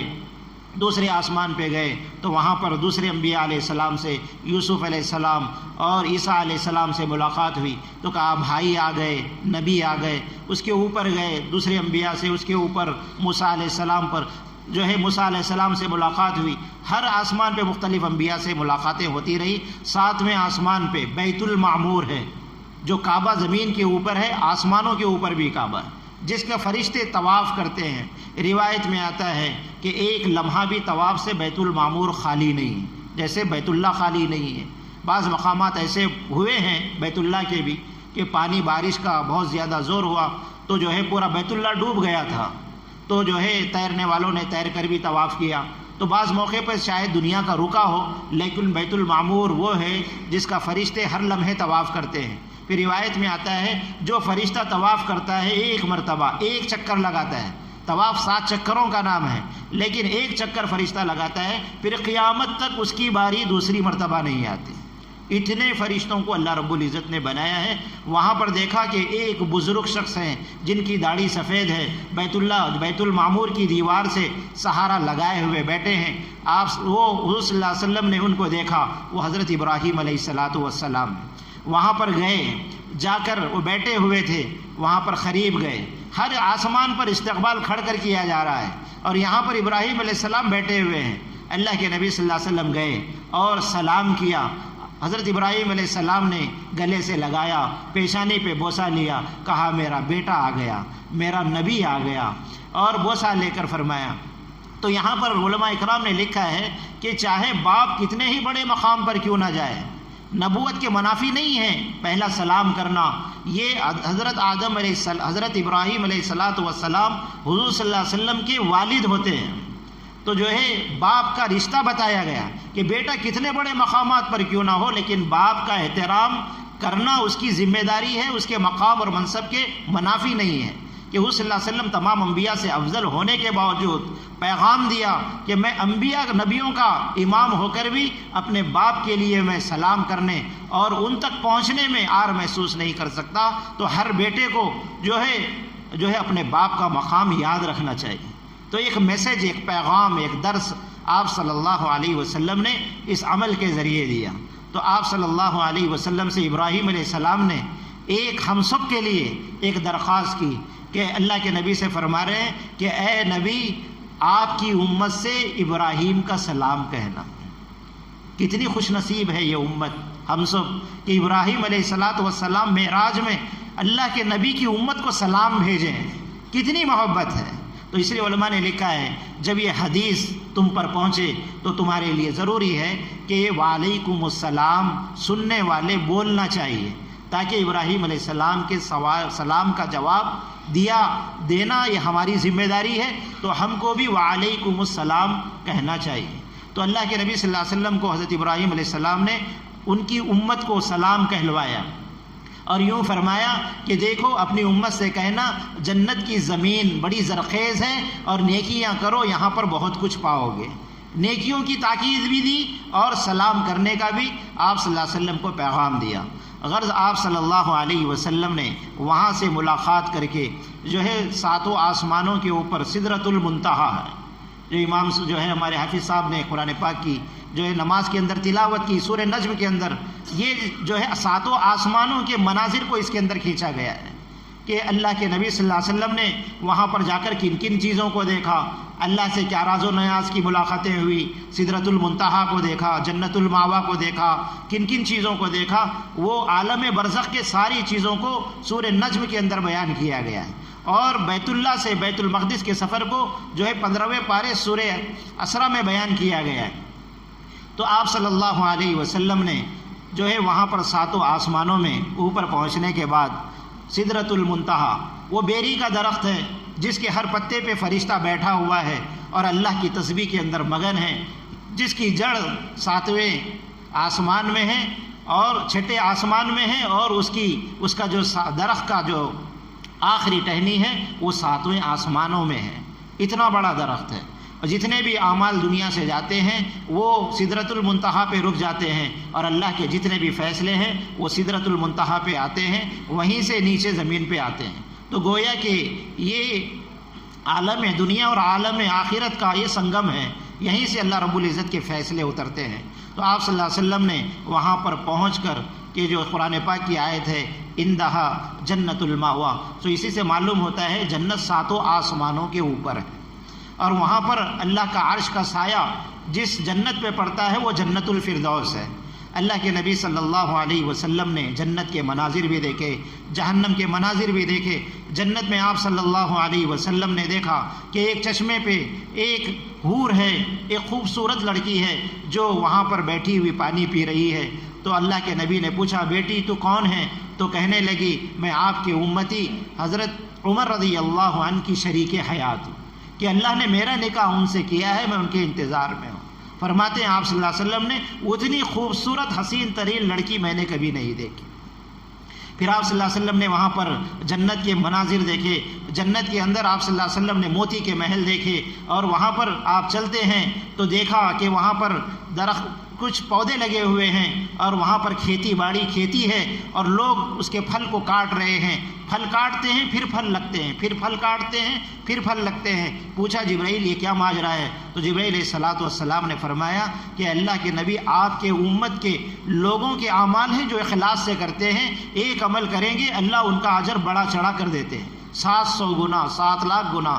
عمل اللہ کو راضی کرنے کے لیے کیا جائے تو اللہ آپ کے بندے، آپ کی امت کے بندوں کے اعمال کا اجر ایسے ہی دیں گے جیسے یہ پھل کاٹ رہے ہیں، ایسے ہی اجر ان کو دیں گے۔ غرض آپ صلی اللہ علیہ وسلم اور جنت میں آگے چل رہے ہیں تو دیکھا شہد کی نہریں ہیں اور شراب کی نہریں ہیں، اور وہاں پر دودھ کی نہریں بہہ رہی ہیں۔ آپ صلی اللہ علیہ وسلم نے دیکھا کہ آپ صلی اللہ علیہ وسلم کے چلنے سے آگے آگے کسی کے چلنے کے قدموں کی آواز چاب سنائی دیتی ہے۔ پوچھا یہ کس کے قدموں کی آواز ہے کہ ہم تو یہاں چل رہے ہیں لیکن ہم سے بھی کوئی آگے آگے چل رہا ہے؟ جبرائیل علیہ السلام نے فرمایا یہ آپ کا ادنا سا غلام بلال ہے، وہ دنیا میں چل رہا ہے، مدینے کی مکے کی گلیوں میں اللہ اس کی چلنے کے قدموں کی آہٹ کو جنت میں سنا رہے ہیں۔ جبرائیل حضور صلی اللہ علیہ وسلم جب معراج سے سفر لوٹ کے آئے تو پوچھا کہ بلال تیرے قدموں کی آواز میں نے جنت میں سنی ہے، تو چلتا ہے مکے کی گلیوں میں، لیکن تیری آوازیں جو ہے آسمانوں میں جنت میں آتی ہے، کون سا تیرا عمل ہے؟ کہنے لگے اے اللہ جب بھی میری وضو اللہ کے نبی وضو ٹوٹتی ہے فوراً وضو کر لیتا ہوں، اور اس وضو سے جتنی طاقت ہوتی ہے نمازیں پڑھ لیتا ہوں، تحیۃ الوضو کا اہتمام کرتا ہوں۔ تو اللہ کے نبی نے فرمایا تیرا یہی وہ عمل ہے جس کی وجہ سے اللہ نے وہ مقام دیا ہے۔ صرف یہی عمل سے وہ ملنے والا نہیں تھا، بلکہ وہ قربانیاں حضرت بلال رضی اللہ عنہ نے دی تھی۔ سینے پہ چٹان ہے اور جو ہے آپ کو گھسیٹا جا رہا ہے تو کیا لفظ ہے؟ زبان سے یہی نکل رہا کہ اللہ ایک ہے، احد احد۔ مکے کی گلیوں میں گھسیٹا جا رہا ہے، سینے پہ چٹان ڈالی جا رہی ہے، طرح طرح کی تکلیفیں دی جا رہی ہے، وہ قربانیوں کا نتیجہ تھا۔ اس کے ساتھ وہ اعمال تھے جو چلنے کی آہٹ آسمانوں میں جنت میں سنائی دی جا رہی۔ تو میرے بھائیوں بزرگوں دوستوں، اللہ کے نبی صلی اللہ علیہ وسلم کو اپنے غلاموں کے مقامات بھی بتائے ہیں کہ غلاموں کو کیا کیا مقام مل رہے ہیں۔ غرض آپ صلی اللہ علیہ وسلم نے جنت کی چیزوں کو دیکھا، جنت کے 8 دروازے دیکھے، اور وہاں پر جو آپ صلی اللہ علیہ وسلم حوض کوثر کو دیکھا، ساری چیزوں کو آپ صلی اللہ علیہ وسلم نے دیکھا۔ اس کے بعد جہنم کے مناظر بھی آپ صلی اللہ علیہ وسلم نے دیکھے کہ جہنم کو دیکھا تو بالکل اندھیرا ہے، آگ ہی آگ ہے، اس کے باوجود بھی وہاں پر اندھیرا ہی اندھیرا ہے۔ روایت میں آتا ہے جہنم کی آگ کو 10,000 سال تک جلایا گیا، گرم کیا گیا، تپایا گیا تو وہ سرخ ہو گئی، لال ہو گئی۔ پھر 10,000 سال تک پھر اس کو گرم کیا گیا، جلایا گیا، تپایا گیا تو وہ جو ہے سفید ہو گئی۔ پھر 10,000 سال تک اس کو گرم کیا گیا، تپایا گیا تو وہ کالی ہو گئی۔ آگ ہونے کے باوجود بھی جہنم میں اندھیرا۔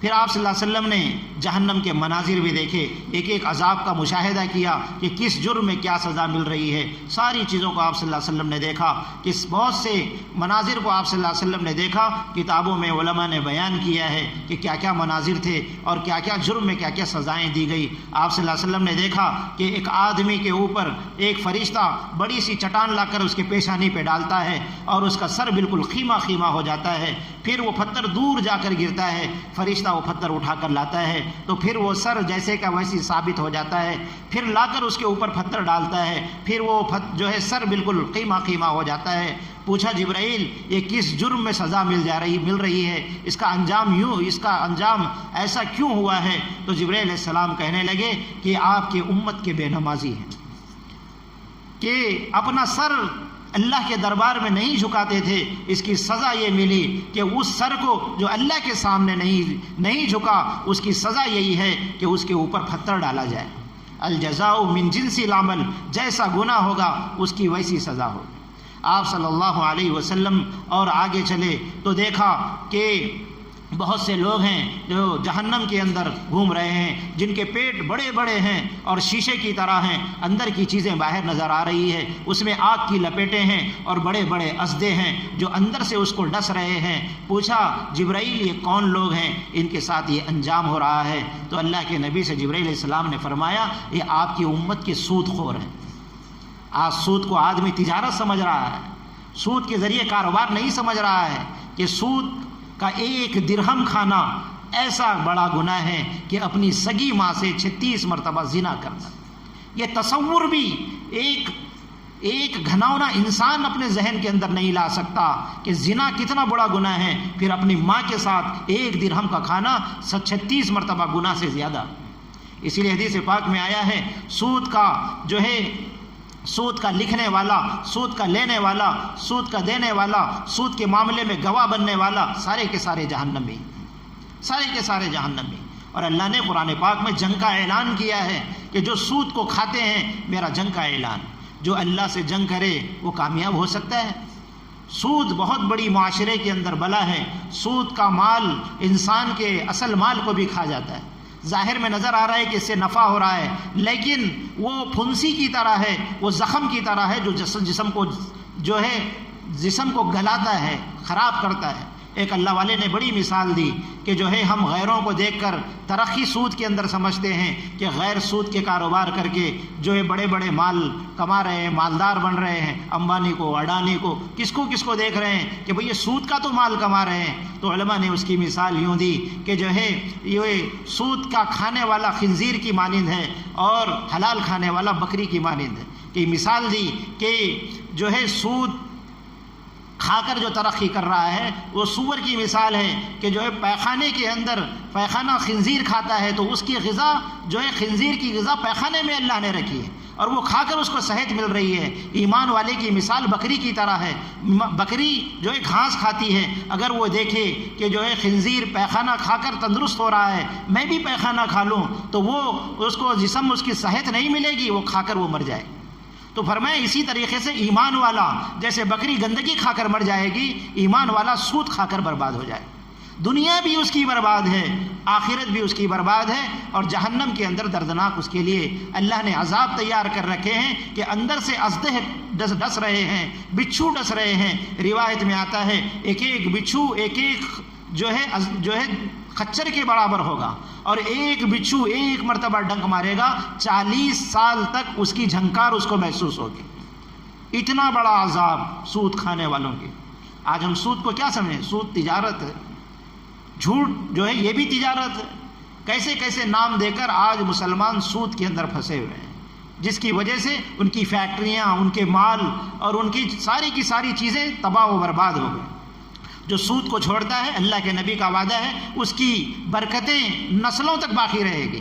جب سود حرام ہوا، احل اللہ البیع وحرم الربا، تو آپ صلی اللہ علیہ وسلم نے اعلان فرمایا کہ سب سے پہلے میں اپنے چچا عباس وہ صحابی ہیں، وہ اللہ کے چچا ہیں جنہوں نے اربوں خربوں میں مشرکین کو قرض دیا ہوا تھا، اور اربوں خربوں روپیے سود کی رقم آتی تھی، اور اربوں خربوں روپیے سود پہ دیے ہوئے تھے، کیونکہ سود حلال تھا، ابھی حکم نہیں آیا تھا۔ آہستہ آہستہ احکامات اللہ نے ایمان والوں پر ڈالے ہیں، تو اللہ کے نبی نے اعلان کیا، اللہ نے سود کو حرام کیا ہے۔ میں آج سب سے پہلے اس کی حرمت کو بیان کرنے کے بعد اپنے چچا کا سود معاف کرتا ہوں۔ آپ کے چچا مجلس میں بیٹھے تھے، اٹھ کے کہنے لگے، اے اللہ کے نبی، آپ سود معاف کرتے ہیں؟ اربوں خربوں روپیہ آنے والا ہے، آپ سود معاف کر رہے ہیں۔ میں آپ کو گواہ بنا کے کہتا ہوں، مجمع کو گواہ بنا کے کہتا ہوں، جو اصل پیسہ میں نے سود کے لین پر میں نے دیا ہے، وہ اصل پیسہ بھی معاف کرتا ہوں، کہ وہ پیسہ لینا مجھے گوارا نہیں، جس پیسے پہ ملنے والا مال حرام ہو وہ مال بھی میں دیکھنا گوارا نہیں کرتا۔ اتنا مال چھوڑا، اربوں خربوں روپے۔ پھر اس کے بعد تاریخ بتاتی ہے حضرت عباس رضی اللہ عنہ کی نسل میں 700 سال تک حکومت چلی۔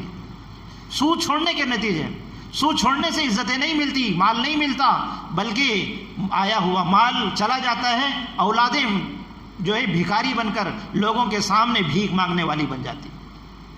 تو میرے بھائیوں، بزرگوں، دوستو، سود اتنی بری بلا ہے، اور اس کا عذاب یہ بتایا آپ صلی اللہ علیہ وسلم نے۔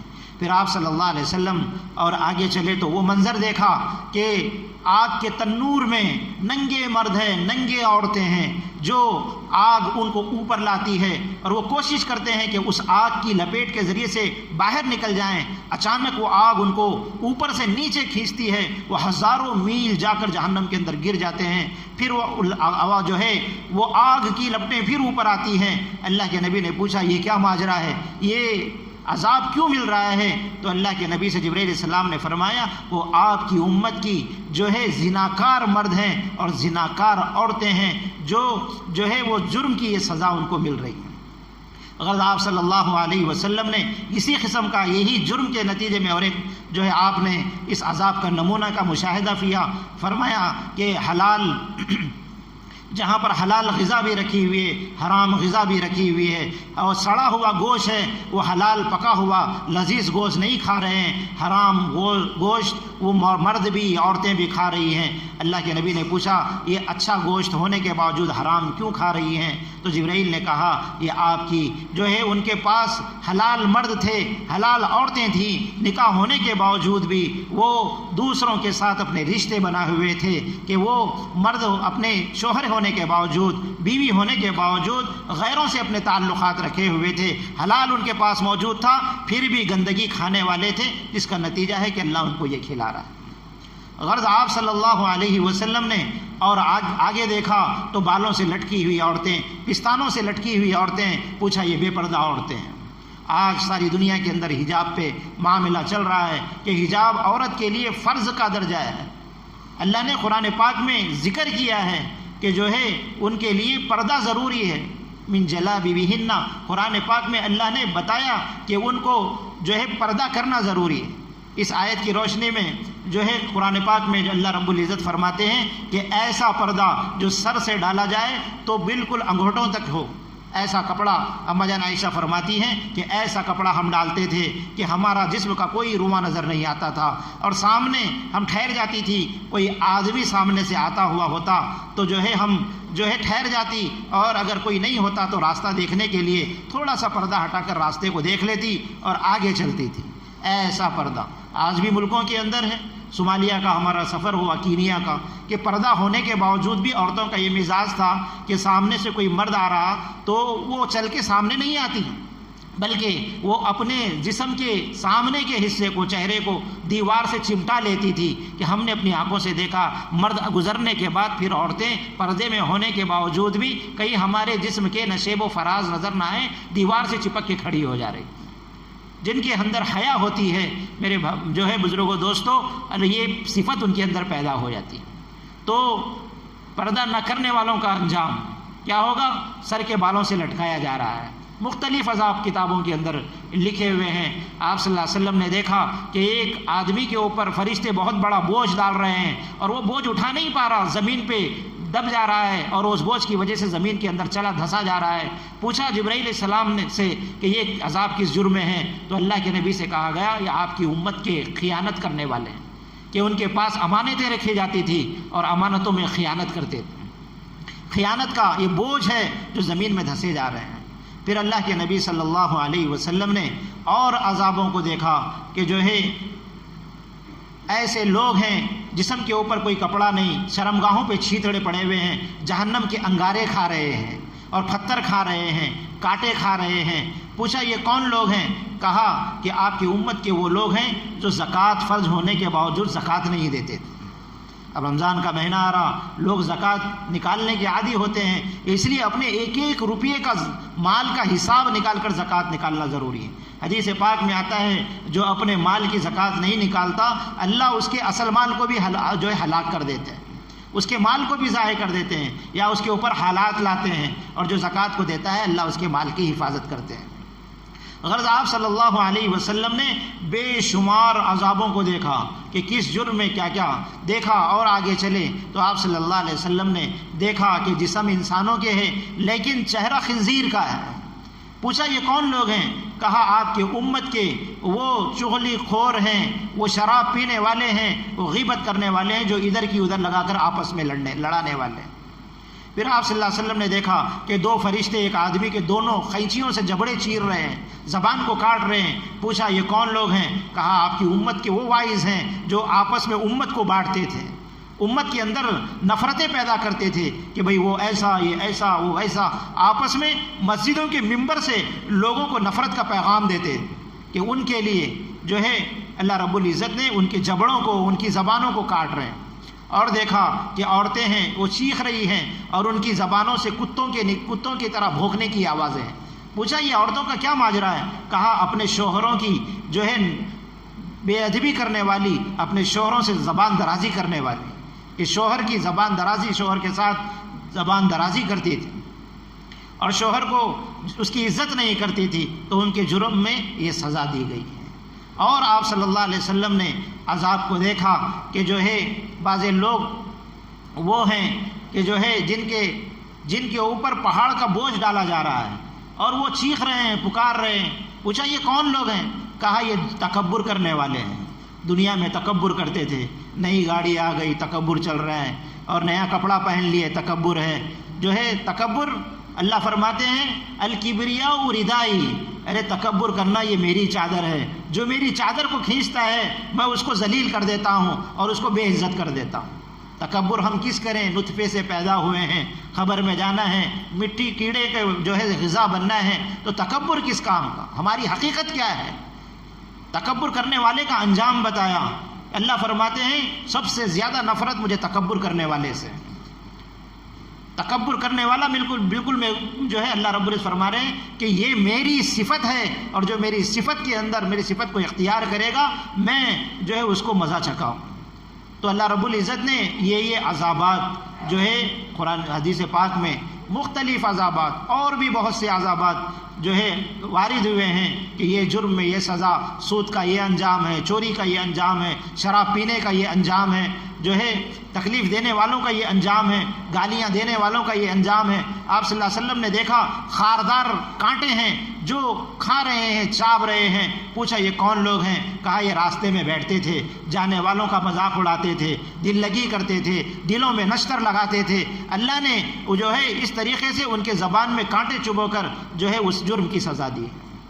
تو میرے بھائیوں بزرگوں دوستو، یہ پیغام اور اللہ کے نبی صلی اللہ علیہ وسلم نے ایک ایک عذاب کو جو اس کا مشاہدہ کیا وہ لا کر امت کو بتایا ہے مشاہدے کے ذریعے سے۔ غرض آپ صلی اللہ علیہ وسلم نے دیکھا کہ ایک آدمی ہے جو جہنم کے دروازے پہ بیٹھا ہے، جس کی آنکھوں سے انگارے پھٹک رہے ہیں اور سخت کلام، چہرہ ڈراؤنی ہے۔ پوچھا یہ کون ہے؟ جس کے چہرے کو دیکھتے ہی آدمی غش کھا جاتا ہے، کہا یہ جہنم کا داروغہ مالک ہے۔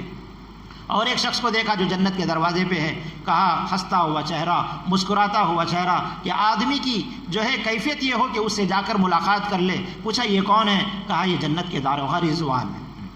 تو یہ دونوں کو وہاں پر بٹھایا گیا ہے۔ تو میرے بھائیوں بزرگوں دوستو، آپ صلی اللہ علیہ وسلم نے یہ پیغام اور ان عذابوں کا ذکر جو آپ صلی اللہ علیہ وسلم نے اپنی امت کو بتایا ہے کہ اس سے بچنے کی تاکید کی۔ غرض آپ صلی اللہ علیہ وسلم نے جنت اور جہنم کا جو سفر کیا ہے وہ اللہ رب العزت سے ملاقات سے پہلے کیا یا واپسی سے پہ کیا، اس کا کوئی ثبوت احادیث کے اندر نہیں ملتا۔ آپ صلی اللہ علیہ وسلم سدرۃ المنتہا سے اوپر پہنچے، جبرائیل علیہ السلام سے کہا چلو اوپر چلنا ہے، کرسی اللہ کی جو کرسی ہے وہاں پر پہنچنا ہے۔ اللہ رب العزت کو کرسی کو 4 فرشتے تھامے ہوئے ہیں، اور ان فرشتوں کی اللہ رب العزت نے جو ہے کیفیت کتنے بڑے ان کو بنائے، احادیث میں آتا ہے کہ اس میں کا ایک ایک فرشتہ اتنا بڑا ہے کہ سارا پانی دنیا کے اندر ہے۔ کتنا پانی ہے؟ 1 حصہ زمین ہے، 1/3 حصہ پانی ہے، سارا کا سارا پانی اس کے سر پہ ڈالا جائے تو ایک قطرہ بھی بہہ کر سر سے نیچے نہیں آ سکتا، اتنا بڑا اس کا سر ہے۔ فرمایا اتنا بڑا اس کا سر ہے، اور اس کے کان کی لو اتنا سفر کوئی آدمی تیز رفتار گھوڑے پر کرے تو 500 سال کی مسافت ہوتی ہے۔ اس کی ایڑی اور ٹخنے کے درمیان آدمی دوڑتا رہے، جو ہے گھوڑے پر سوار ہو کر دوڑے تو 500 سال تک اس کے ٹخنے سے ایڑی تک نہیں پہنچ سکتا۔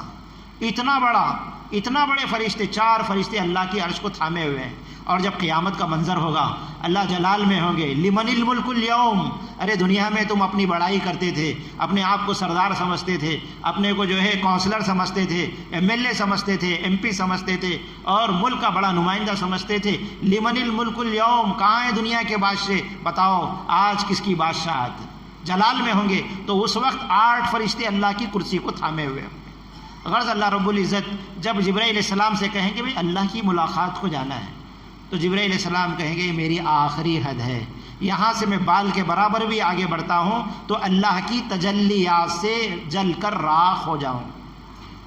جبرائیل علیہ السلام کون ہیں؟ اللہ کے نبی فرماتے ہیں میں نے جبرائیل علیہ السلام کو 2 مرتبہ اپنی زندگی میں ان کی اصلی حالت میں دیکھا ہے۔ نزلتن اخرى، 2 مرتبہ دیکھا ہے۔ پھر فرماتے ہیں جن کے 600 پر ہیں، 600 پر، جن کے پیر اگر کھڑے ہو جائیں تو 7ویں زمین کے اندر اور سر 7ویں آسمان کے اوپر، 2 پر کھول دیں ساری دنیا ڈھک جائے گی۔ اتنی بڑی جسامت جبرائیل علیہ السلام کی 2 اصلی حالت میں نے دیکھا ہے۔ اتنا بڑا فرشتہ اللہ کی انوار اور تجلیات سے جل کر راکھ ہو جائے، فرماتے ہیں اس کے آگے میں نہیں جا سکتا، میری یہ حد ہے، اس کے آگے میں گیا نہیں اور جا نہیں سکتا، کوئی بھی نہیں جا سکتا۔ اب یہاں سے آپ کو جانا ہے۔ غرض وہاں سے اللہ نے آپ کے دل کے اندر جو الفاظ ڈالے، اللہ کی طرف سے کون سی سواری کا انتظام ہوا، کس طریقے سے اللہ نے اوپر بلایا، اس کی کوئی کیفیت بیان نہیں کی گئی، صرف اتنا آتا ہے التحیات للہ والصلوات والطیبات۔ اللہ کے نبی سے زبان سے جاری ہو رہا ہے کہ آپ کے اللہ کے نبی کہہ رہے ہیں میری ساری بدنی عبادتیں، میری ساری زبانی عبادتیں، میری ساری مالی عبادتیں اللہ کے لیے۔ پھر اللہ رب العزت نے اپنے قدرت سے آسمانوں پر اپنے عرش کے پاس بلایا اور اللہ سے راز و نیاز کی باتیں ہوئی، جو اللہ بہتر جانتا ہے، اللہ کے نبی بہتر جانتے ہیں، جو سورہ نجم کے اندر اللہ نے بیان کیا ہے، ما اوحا کے ذریعے جو کچھ اللہ نے کہنا تھا اپنے نبی کو کہا ہے۔ اتنا قریب، اتنا قریب، اتنا قریب اللہ کے ہوئے ہیں۔ اللہ نے اس منظر کو بھی قرآن پاک میں فَكَانَ قَابَ قَوْسَيْنِ أَوْ أَدْنَىٰ، اتنی اس کی کیفیت کو بیان کیا۔ اس کی تفسیر میں علماء فرماتے ہیں جو تیر اور کمان ہوتی ہے، جس سے تیر آدمی مارتا ہے، جب عربوں کے اندر لڑائیاں ہوتی اور صلح ہوتی تو وہ جو تیر مارنے کی جو کمان ہوتی تھی، اس کا پچھلا حصہ جو لکڑی کا گول ہوتا ہے کمان کی طرح، وہ کمان کو کمان ایسے ملا دیتے تھے، 2 ایک دوسرے کو مل گئی، گویا کہ صلح ہو گئی۔ تو اللہ نے اس کیفیت کو بیان کیا عربوں کے جو ہے ان کے حساب سے سمجھانے کے لیے کہ ان کے معاشرے کے اندر لفظ سمجھا کہ کتنا قریب ہو گئے، لڑائی کے میدان سے آ کر بالکل قریب ہو گئے، اور اتنا قریب ہو گئے کہ ایک کمان دوسرے کمان سے مل گئی۔ اتنا اللہ کے نبی اور اللہ کی اتنی قربت ہو گئی۔ ثم دنا فتدلى، اللہ نے اس منظر کو قرآن پاک میں بیان کیا کہ میرا نبی مجھ سے اتنا قریب ہوا۔ بعض روایت میں آتا ہے کہ اتنے قریب ہوئے کہ اللہ نے میرے اوپر اپنے دست شفقت رکھا۔ اللہ ہر ہاتھ اور پیر سے جو ہے عیب سے پاک ہیں۔ جو اللہ رب العزت کی اپنی قدرت کی کیا چیزیں تھیں، میرے سینے پر جو ہے وہ کشف اللہ نے داخل کیا، تو سارے جو ہے اللہ رب العزت نے علم و عرفاں کو میرے سینے کے اندر منتقل کیا، اور اس کی ٹھنڈک میں نے اپنے دل کے اندر محسوس کی۔ غرض وہاں پر اللہ رب العزت سے ملاقات ہوئی، اور اللہ رب العزت سے اللہ نے فرمایا کہ اے نبی، تم دوست سے ملنے کا تحفہ زیارت سے، ملاقات سے زیادہ کیا تحفہ ہو سکتا ہے؟ البتہ میں آپ کی امت کے لیے بھی جو ہے ایک تحفہ دینا چاہ رہا ہوں، وہ 50 نمازیں۔ غرض اللہ کے نبی نے خوشی خوشی ان 50 نمازوں کو لیا اور آسمان سے نیچے اترے ہیں، جبرائیل علیہ السلام کے ذریعے سے نیچے آتے رہے۔ موسیٰ علیہ السلام سے ملاقات ہوئی، پوچھا کہ کیا ہوا؟ کہ بھئی یہ ملاقات اللہ سے ہوئی، اللہ نے میری امت کے لیے تحفہ دیا ہے 5 نمازیں۔ حضرت موسیٰ علیہ السلام نے کہا کہ آپ کی امت کمزور ہے، میری امت بڑی قوی اور مضبوط تھی، 2 نمازیں فجر کی اور عصر کی تھی، لیکن وہ بھی نہ پڑھ سکی۔ آپ کی امت تو کمزور ہے، جو ہے آپ اپنی امت کی حق میں شفقت کا معاملہ فرمائیں، اللہ سے نمازیں کم کروائیں، یہ آپ کی امت نہیں پڑھ سکے گی۔ غرض مشورے پر حضرت حضور صلی اللہ علیہ وسلم پھر اللہ کے پاس پہنچے، پھر جا کر جو ہے درخواست کی، اے اللہ میری امت کمزور ہے، یہ 50 نمازیں کیسے پڑھ سکے گی؟ کچھ کمی اور تخفیف چاہتا ہوں۔ اللہ نے 5 کم کر دی۔ پھر آئے تو کہا، پھر درخواست، پھر مشورہ دیا کہ نہیں پڑھ سکے گی، پھر جو ہے میری 2 نہ پڑھ سکی، آپ کی 5 کیسے پڑھے گی؟ پھر آپ صلی اللہ علیہ وسلم گئے، 9 مرتبہ آپ صلی اللہ علیہ وسلم حضرت موسیٰ علیہ السلام کے مشورے سے آتے رہے، اوپر جاتے رہے۔ علماء نے لکھا ہے کہ ایک ہی وقت میں اللہ کو کم کرنا تھا تو 45 کم کر دیتے، 5 باقی رکھتے۔ اللہ یہ چاہ رہے تھے کہ میرا نبی بار بار میرے پاس زیارت کے لیے آتا رہے، ایک مرتبہ بلائے نہیں، بار بار آتا رہے، بار بار مجھ سے در کھلے ہیں میرے نبی کے لیے۔ غرض آپ صلی اللہ علیہ وسلم 5 نمازیں لے کر لوٹے تو جو ہے موسیٰ علیہ السلام نے پھر مشورہ دیا کہ میری امت 2 نہ پڑھ سکی، آپ کی 5 کیسے پڑھے گی؟ یہ سن کے کہہ رہے ہیں کہ بھئی اور کچھ معاف ہو جاتی تو اچھا تھا۔ آپ صلی اللہ علیہ وسلم نے موسیٰ علیہ السلام سے فرمایا کہ 5 کم ہو رہی ہے، پھر میں جاؤں تو وہ بھی 5 معاف ہو گئی تو پھر امت کو کیا لے کر جاؤں؟ غرض آپ صلی اللہ علیہ وسلم 5 نمازیں لے کر آسمانوں سے زمین پر تشریف لے آئے۔ پھر آپ صلی اللہ علیہ وسلم جب بیت اللہ میں آئے تو آپ نے سب کو جمع کیا اور اپنے معراج کا واقعہ بیان کیا کہ دیکھو اللہ رب العزت نے مجھے رات میں اپنے پاس سے بیت المقدس پہنچایا، بیت المقدس سے آسمانوں میں پہنچا، پھر جنت اور جہنم کی سیر کی، اللہ سے ملاقات ہوئی۔ تو ابو جہل بھی بیٹھا تھا، وہ تو مذاق اڑانے والے ہی، تکالیف دینے والے، ہر طرف سے تمسخر، مذاق، ٹھٹے اڑ رہے ہیں۔ تو جبرائیل جو ہے ابو جہل کو موقع ملا کہ ایمان والوں کو بھٹکانے کا اس سے بڑا موقع کیا ہے؟ عقل کے خلاف معجزہ کس کو کہتے ہیں؟ انسانی عقل حیران ہو جاوے، ماننے کو تیار نہ ہو جائے کہ بھئی ایسا ہو سکتا ہے کیا؟ ایسا سفر جو رات ہوا ہو۔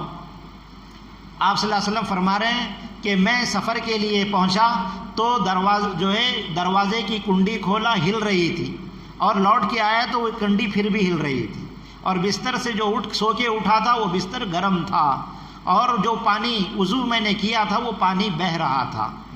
اللہ نے نظام عالم کو موقوف کر دیا تھا کہ جس دنیا میں میرا نبی نہیں، وہ دنیا میں ایک لمحہ بھی اب بجنے والا نہیں۔ گھنٹی جو ہے، گھڑی کی جو ہے سوئی کو روک دیا گیا کہ بھئی ہلے نہیں۔ جب اس کو پھر اس کی چابی دی جائے گی، پھر اس گھڑی کو چالو کیا جائے گا تو وقت وہیں سے شروع ہوتا ہے۔ اللہ نے دنیا کے نظام کو موقوف کر دیا، بالکل روک دیا۔ اللہ کے نبی نے ان منظروں کو، چیزوں کو جو ہے بیان کیا تو ابو جہل کو موقع ملا، چلو ابو بکر کو بھٹکانے کا، گمراہ کرنے کا، ایمان سے ہٹانے کا اس سے بڑا کیا موقع ہے؟ غرض آپ صلی اللہ علیہ وسلم کی ان کیفیات کو ابو جہل ڈھونڈتے ہوئے ابو بکر رضی اللہ عنہ کے پاس پہنچا اور کہا کہ جو ہے ایک شخص یہ کہتا ہے کہ ایک رات میں جو ہے بیت اللہ سے بیت المقدس پہنچا اور وہاں سے آسمانوں کا سفر ہوا، اللہ سے ملاقات ہوئی، جنت اور جہنم کا جو ہے نظارے دیکھے، اور لوٹ کے آئے تو بستر گرم تھا، کنڈی ہل رہی تھی، وضو کے پانی بہہ رہا تھا۔ کوئی مان سکتے ہیں؟ تو حضرت ابو بکر رضی اللہ عنہ نے کہا ایسا تو عقل نہیں مانتی، لیکن کس نے کہا ہے؟ تو کہنے موقع ہاتھ آ گیا، بھئی یہ تو ہاتھ میں آ گیا، گمراہ ہونے کا ایک حربہ مل گیا۔ آپ صلی اللہ حضرت جو ہے ابو بکر رضی اللہ عنہ سے ابو جہل کہنے لگا یہ کوئی اور نہیں، تمہارے ساتھی جس پہ تم ایمان لائے ہو، محمد الرسول اللہ کہتے ہیں۔ تو حضرت ابو بکر چیخ اٹھے، کہا جب تو میرے نبی بالکل سچ کہہ رہے ہیں، یہ تو کوئی بات نہیں، اس سے بھی عجیب باتوں کی ہم تصدیق کرتے ہیں۔ یہیں سے ابو بکر رضی اللہ عنہ کا قیامت تک کے لیے صدیق لقب پڑ گیا۔ ابو بکر صدیق یہ سب سے پہلے تصدیق کرنے والا اور سب سے بڑا سچا حضرت ابو بکر صدیق رضی اللہ عنہ کو اس صداقت کے نتیجے میں صدیق کا لقب ملا۔ آج بھی اگر کوئی اس پہ جو ہے شک کرتا ہے، آج بھی کوئی شک کرتا ہے تو ایمان میں اس کا کوئی حصہ نہیں ہے۔ جو معراج کے واقعے پہ اگر لب کشائی کرے کہ وہ کیسے ہو سکتا ہے، بھئی آج بھی عقل مان رہی ہے۔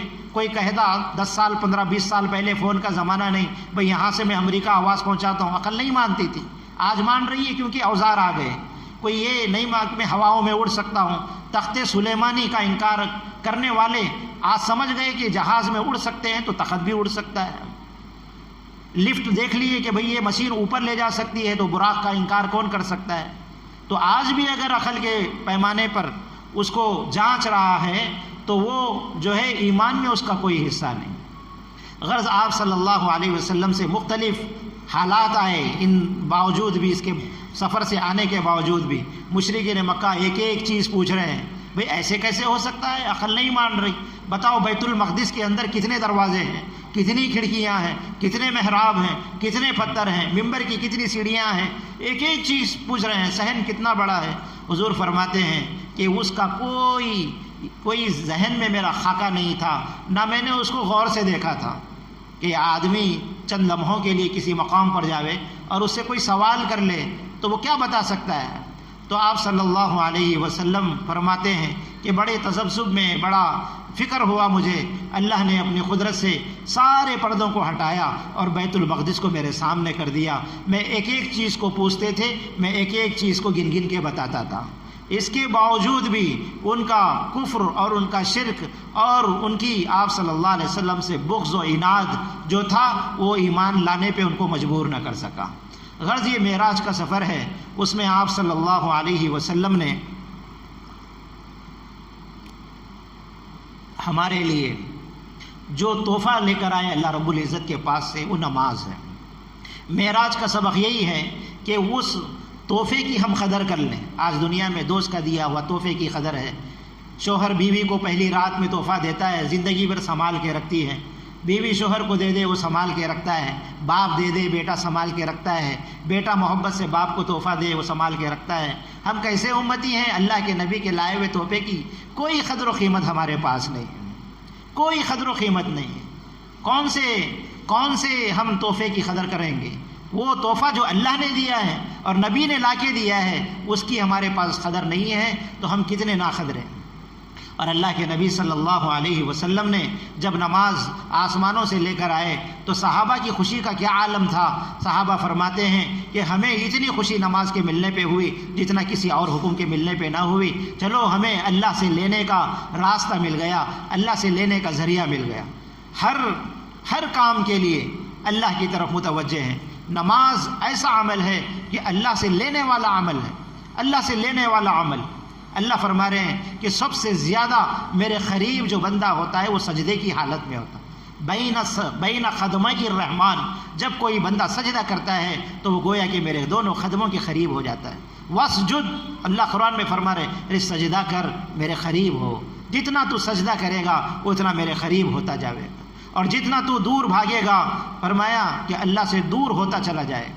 یہ 5 وقت کی نمازیں میرے بھائیوں، بزرگوں، دوستوں، ہماری دنیا کی کامیابی اس کے اندر ہے، آخرت کی بھی کامیابی ہے۔ اللہ کے نبی نے فرمایا قرۃ عینی فی الصلاۃ، میری آنکھوں کی ٹھنڈک نماز۔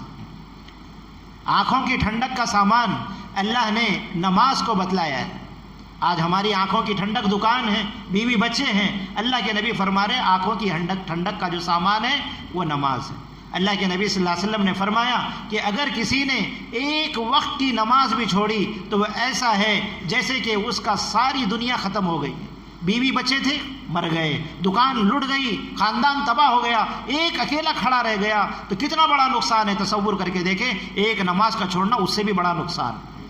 اللہ کے نبی نے مثالیں دے کر بتلائی کہ نماز کا چھوڑنا کتنا بڑا جرم ہے، کتنا بڑا نقصان ہے۔ قرآن پاک میں اللہ رب العزت نے جہنم میں جانے کی وجوہات کو ذکر کیا تو سب سے پہلا جو گناہ ہے، پہلا جرم ہے، وہ نماز کا چھوڑنا ہے۔ نماز کا چھوڑنا۔ جنت میں لوگ جائیں گے تو جنت میں جہنم میں لوگ ڈھونڈیں گے۔ جنتی جنت میں بھائی کو ڈھونڈ رہا ہے، پڑوسی کو ڈھونڈ رہا ہے، رشتہ دار کو ڈھونڈ رہا ہے، مصلی کو ڈھونڈ رہا ہے، سب ایک دوسرے کو ڈھونڈ رہے ہیں۔ آدمی ایک مقام سے دوسرے مقام پہ جاتا ہے تو لوگوں کو ڈھونڈتا ہے، تعلق والوں کو۔ امریکہ جا رہے ہیں تو حیدرآبادوں کو ڈھونڈتے ہیں کہ بھئی اپنے علاقے کا کوئی ہے، شاید سفر میں ہے تو بھی ڈھونڈ لیتے ہیں۔ ہر جگہ آدمی، کیونکہ مناسبت ہوتی ہے۔ جنت میں بھی ڈھونڈ رہے ہیں تو وہاں پر کسی کو بیٹی نظر نہیں آ رہی، کسی کو بہن نظر نہیں آ رہی، کسی کو ماں نظر نہیں آ رہی، کسی کو بیٹا نظر نہیں آ رہا، کسی کو جو ہے پڑوسی نظر نہیں آ رہا، کسی کو رشتہ دار نظر نہیں آ رہا۔ تو وہاں پر 2 ٹھکانے ہیں، جنت ہے یا جہنم ہے، تیسرا تو کوئی ہے نہیں۔ تو جو ہے اللہ سے گویا ہوں گے، اے اللہ ہمارے رشتہ دار نظر نہیں آتے، میری بیوی نظر نہیں آتی، ساری زندگی ساتھ میں رہی، میرا شوہر نظر نہیں آتا، اور میرا بیٹا نظر نہیں آتا، بیٹی نظر نہیں آتی۔ تو وہاں پر جو ہے اللہ رب العزت جہنمیوں کو جہنم کے کنارے بلائیں گے، جنتیوں کو جنت کے کنارے بلائیں گے، آپس میں ایک دوسرے سے بات کروا رہے ہیں۔ کیا بات ہو رہی ہے؟ پوچھ رہے ہیں کہ کہاں تم یہاں کیوں نہیں آئے، جہنم میں کیوں گئے؟ قالوا لم نک من المصلین ما سلککم فی سقر، ارے تم جہنم میں کیوں گئے؟ کیا وجہ بنی؟ تم حاجی تھے، تم فلاں تھے، تم زکوٰۃ پوری نکالتے تھے، بڑی تمہاری دکان تھی، بڑی تمہاری تجارت تھی، لاکھوں کے مالک تھے، اربوں خربوں روپے تمہاری بینکوں میں تھے، بڑی سخاوت تم کرتے تھے۔ لم نک من المصلین، بھئی ہم نماز نہیں پڑھتے تھے۔ سب سے پہلی وجہ، سب سے پہلا جرم، سب سے پہلا گناہ کیا ہے؟ جہنم میں جانے کا، نماز کا نہ پڑھنا۔ اور سب سے پہلے اللہ رب العزت حشر کے میدان میں سب سے پہلے جس عمل کو پوچھیں گے وہ نماز کو پوچھیں گے۔ جس کی نماز صحیح نکل گئی سارے اعمال صحیح نکل گئے، جس کی نماز صحیح نہیں اس کے سارے اعمال صحیح نہیں ہیں۔ دنیا میں بھی جس کی نماز بن رہی سارے اعمال دنیا کے صحیح ہوں گے۔ ان الصلاۃ تنہی عن الفحشاء والمنکر، نماز بے حیائی برائی سے روکتی ہے، نماز بے حیائی برائی سے روکتی ہے۔ آج ہم برائی سے نہیں رک رہے، کیونکہ ہم نماز کو نماز نہیں بنایا ہے۔ نماز بنے گی تو ہماری دنیا بھی بنے گی، ہماری آخرت بھی بنے گی، دنیا کی فلاح و بہبودی ملے گی، بادشاہت ملے گی، حکومتیں ملے گی، سب کچھ ملے گی۔ کب ملے گی؟ جب ہم نمازی بنے گے۔ اسی لیے کسی انگریز سے پوچھا کہ بھئی یہ مسلمانوں کی پستی کی حالت کیا ہے، کیوں یہ تباہ ہیں؟ فرمایا کہ جس دن یہ لوگ جمعہ کے اندر شریک ہوتے ہیں، عیدین میں شریک ہوتے ہیں، ویسے 5 وقت کی نمازوں میں شریک ہو جائیں تو یہ ساری دنیا ان کی ہے۔ غیر بھی ماننے کو اس بات کو تیار ہے۔ تو میرے بھائیوں، بزرگوں، دوستو، نماز کا اہتمام، اللہ کی طرف سے جو پیغام اللہ کے نبی ساری زندگی حضر میں، سفر میں، بیماری میں کبھی نماز آپ نے نہیں چھوڑی۔ دنیا سے جا رہے ہیں تو کیا فرما رہے ہیں؟ الصلاۃ الصلاۃ، دیکھو میری امت نماز کا اہتمام کرنا، نماز کا اہتمام کرنا۔ نماز جو ہے اس کا اسلام میں کوئی حصہ نہیں ہے جو نماز کو چھوڑتا ہے۔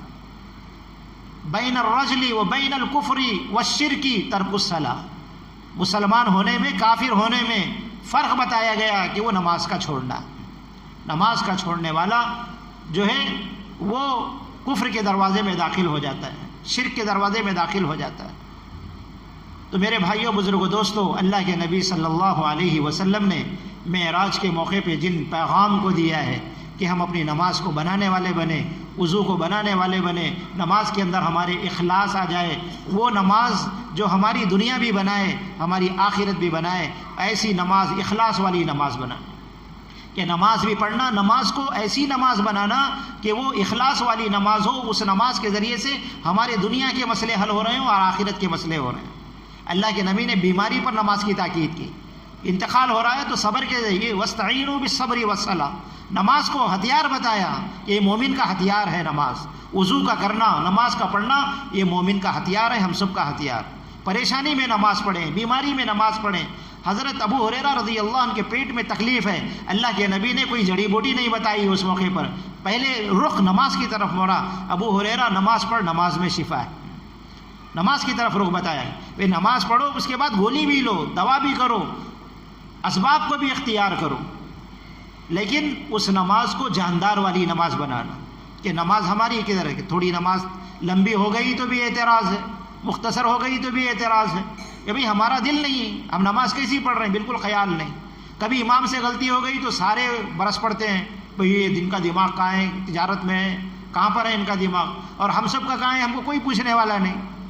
ایک مرتبہ نماز ہوئی، ہونے کو ایک مزاحیہ جملہ ہے، لیکن حقیقت ہماری نمازوں کی ایسی ہی ہے۔ ایک مسجد میں نماز ہوئی، امام صاحب نے نماز پڑھائی، سلام پھیرا، مصلیوں میں اختلاف ہوا کہ 3 پڑھے 4 پڑھے، 2 پڑھے، کسی نے کہا 2 پڑھے، کسی نے کہا 4 پڑھے، کسی نے کہا 3 پڑھے۔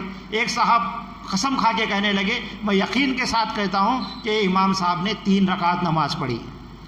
تو لوگوں نے پوچھا کیسے یقین کے ساتھ کہہ سکتے ہو؟ کہنے لگا کہ میرا معمول ہے روز کا کہ میں نماز کے اندر میری 4 دکانیں ہیں، ہر ایک رکعت میں ایک دکان کا حساب کر لیتا ہوں، آج 3 دکانوں کا حساب ہوا ہے۔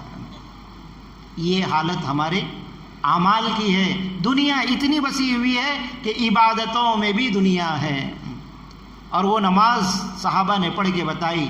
حضرت امام حسین نے تلواروں کی جھنکار میں، کربلا کے میدان میں تلواروں کے سائے میں نماز ظہر کی پڑھ کے بتائی۔ شمر سے کہہ رہے ہیں، شمر جو ہم کو نماز پڑھنے کا موقع دے، کہ میں موقع نہیں دوں گا۔ آدھوں کو جنگ لڑنے لگایا اور آدھوں کو نماز پڑھنے لگایا۔ یہ تلواروں کے سائے میں بھی، جنگ کے میدان میں بھی اللہ کے نبی کے نواسے نے پیغام دیا کہ نماز چھوڑنا ہوتا تو کربلا کے میدان میں چھوڑی جا سکتی تھی، لیکن پڑھ کے بتایا کہ نماز کسی حالت میں چھوڑی نہیں جا سکتی۔ یہ بتایا، یہ پیغام دیا۔ حضرت علی رضی اللہ عنہ کے ران میں تیر لگا کہ اتنی تیر ران میں گھس گیا ہے، آر پار ہو رہا ہے، کھینچ رہے ہیں، نہیں نکل رہا، بڑی کوششیں کی۔ کسی نے کہا کہ نماز کی نیت باندھ لیں تو اس وقت نکال لیں گے، غرض آپ نماز میں مشغول ہیں۔ کیسی کیفیت آخرت کی اور نماز کی اور اللہ کی طرف حضرت علی کی ہوتی تھی کہ پرندے سر پہ بیٹھے ہیں، کھاندوں پہ بیٹھے ہیں، رکوع میں ہے، صحابہ کے کھاندوں پر، پیٹوں پر آ کر چڑیا بیٹھتی ہے، کبوتر بیٹھتا ہے۔ آج ہمیں چونٹی نماز پڑھنے نہیں دیتی، مچھر نماز پڑھنے نہیں دیتا۔ تیر آنے والوں نے تیر کو کھینچ کے نکالا قیام کی حالت میں۔ حضرت علی نے سلام پھیر کر لوگوں کو دیکھا کہ معلوم ہوتا ہے تم میرا تیر نکالنے کے لیے آئے ہیں، تو لوگوں نے کہا وہ تو ہم نے آپ کی نماز کی حالت میں نکال لیا۔ تو حضرت علی نے فرمایا مجھے تو کوئی علم ہی نہیں ہوا، کوئی تکلیف ہی نہیں، پتہ ہی نہیں چلا. کیوں؟ فکر کہاں تھی؟ آخرت کی طرف تھی. ہماری فکر دکان کی طرف ہے، تجارت کی طرف. حضرت امام زین العابدین رحمۃ اللہ علیہ، سردی کی راتیں ہیں، آپ کی ایک جھوپڑی تھی، اس میں نماز پڑھ رہے ہیں. جو ہے انگیٹھی تھی، سردی کا زمانہ ہے، جس میں کوئلے رکھ کر تاکہ کمرہ گرم رہے. تو کچھ انگیٹھی، ہوا کا ایک جھونکا آیا، اس میں سے ایک چنگاری اڑی اور چھت میں جا لگی. سارا جھوپڑا جل رہا ہے اور آپ نماز میں مشغول ہیں. مصلی بچھا ہوا ہے، دروازہ جل گیا، چھت جل گئی، دیواریں جل گئی ہیں. کچے مکانات ہوتے تھے اور آگ کی لپیٹیں ہیں. لوگ باہر سے پکار رہے ہیں، دروازہ توڑ رہے ہیں، جو ہے انگاریں گر رہے ہیں چھت کے ذریعے سے، اور جو ہے اس مصلی پر انگاریں پڑی ہوئی ہے، مصلی جل رہا ہے. لوگوں نے دوڑ کر اندر آئے اور دیکھا اطمینان سے نماز میں مشغول ہیں. نماز سے فارغ ہوئے تو پوچھا امام زین العابدین سے کہ بھائی تم دیکھا نہیں کہ چھت جل گئی، دروازے جل گئے، مکان جل گیا، مصلی جل رہا ہے، آپ کو احساس نہیں؟ تو وہ پیغام اور وہ جملہ فرمایا امام زین العابدین نے، اے لوگو تم اس آگ کی فکر کر رہے ہو جس آگ کو لوگ بجھا دیں، ہوا بجھا دے، پانی بجھا دے. میں اس آگ کو بجھانے کی فکر میں تھا جس کو اللہ کے علاوہ کوئی نہیں بجھا سکتا. جہنم کی آگ کو بجھانے کے لیے مصلی پہ کھڑے ہیں. دنیا کی آگ کی مجھے پرواہ نہیں، مجھے پرواہ ہے تو آخرت کی آگ کی پرواہ ہے. یہ فکر صحابہ کرام رضوان اللہ تعالیٰ علیہ مجمعین کی. یہ نماز تھی، یہ نماز ہماری بنے گی تو میرے بھائیوں بزرگوں دوستو، دنیا کے مسئلے بھی حل ہیں، آخرت کے مسئلے بھی حل ہیں. چکی چل رہی ہے اپنے آپ 2 رکعت نماز پہ. آج ہم دکان چھوڑنے کو تیار نہیں، تجارت چھوڑنے کو تیار نہیں، ہرگز نہیں چھوڑ سکتے. ہم جو ہے نماز نہیں چھوڑ سکتے دکان کی وجہ سے، کاروبار کی وجہ سے، ملازمت کی وجہ سے. بالکل ایمان والے کا جو ہے یہ شان نہیں ہے کہ اذان کی آواز کان میں ٹکرائے اور وہ مسجد کو نہ آئے. وہ مومن ہو ہی نہیں سکتا. آج ہم کو ہمارا ایمان میرے بھائیوں بزرگوں دوستو اپنے گرہبان میں ہم جھانک کر دیکھیں، ٹٹول کے دیکھیں، اپنے ایمان کے پیمانے کو ٹٹولیں کہ آج کو ہمارا ایمان جو ہے ہمارے گھر سے مسجد کے مصلی پہ نہیں لا رہا. ہمارا ایمان ہم کو مسجد جو ہے جنت کے دروازے میں کیسے لے کے جائے گا؟ سوچنے کی ضرورت ہے. یہ پیغام معراج کے ذریعے سے اللہ کے نبی نے جو پیغام دیا، گناہوں کو بتایا، گناہوں کے مشاہدے کو ذکر کیا، یہ اس لیے کہ ہم اس پیغام کو لے کر اپنی زندگی کے اندر ان گناہوں سے بچنے والے بنیں اور اس عظیم ترین تحفہ جو اللہ کے نبی نے لا کر ہم کو دیا ہے اس کی ہم قدر کرنے والے بنیں. معراج کا جو واقعہ رونما ہوا ہے، اس کی بہت سی حکمتیں علماء اکرام نے لکھی ہیں کہ اللہ نے جو ہے آسمانوں پہ نبی کو کیوں بنایا. وہ عقلی حکمتیں بھی بیان کی گئیں کہ اللہ رب العزت نے نبی پاک صلی اللہ علیہ وسلم کو کہ دنیا میں سارے غم دینے والے، تسلی دینا نبی کو تھا، تو اللہ نے آسمانوں پہ بلا کے تسلی دی. اور یہ بھی حکمت بیان کی کہ عیسائی کہتے ہیں کہ ہمارے نبی کا مقام تمہارے نبی سے افضل ہے کیونکہ وہ 3رے آسمان پہ ہے. تو اللہ نے ان کے ظام باطل کو، ان کی سوچ کو اور یہ کہنے کی وجہ سے کہ تمہارے نبی سے ہمارے نبی افضل ہیں، اللہ نے 7 آسمانوں کی سیر کرا کے بتایا کہ سب سے افضل نبی و محمد الرسول اللہ. اور آپ صلی اللہ علیہ وسلم کو آسمانوں میں بلانے کی حکمت یہ بھی ہے، فرشتے جو ہے یہ چیز ان کے اندر سے نکل جائے کہ اللہ کے نبی زمین پہ رہتے ہیں، ہمارا مقام بڑا ہے کہ ہم فرشتے ہیں آسمان میں رہتے ہیں. تو بتانے کے لیے اللہ نے بتایا کہ محمد الرسول اللہ وہ ہستی ہیں، تم آسمانوں پہ ہو اور ہم ان کو آسمانوں سے اوپر بلا کر تمہارے سے زیادہ مقام بتانے والے.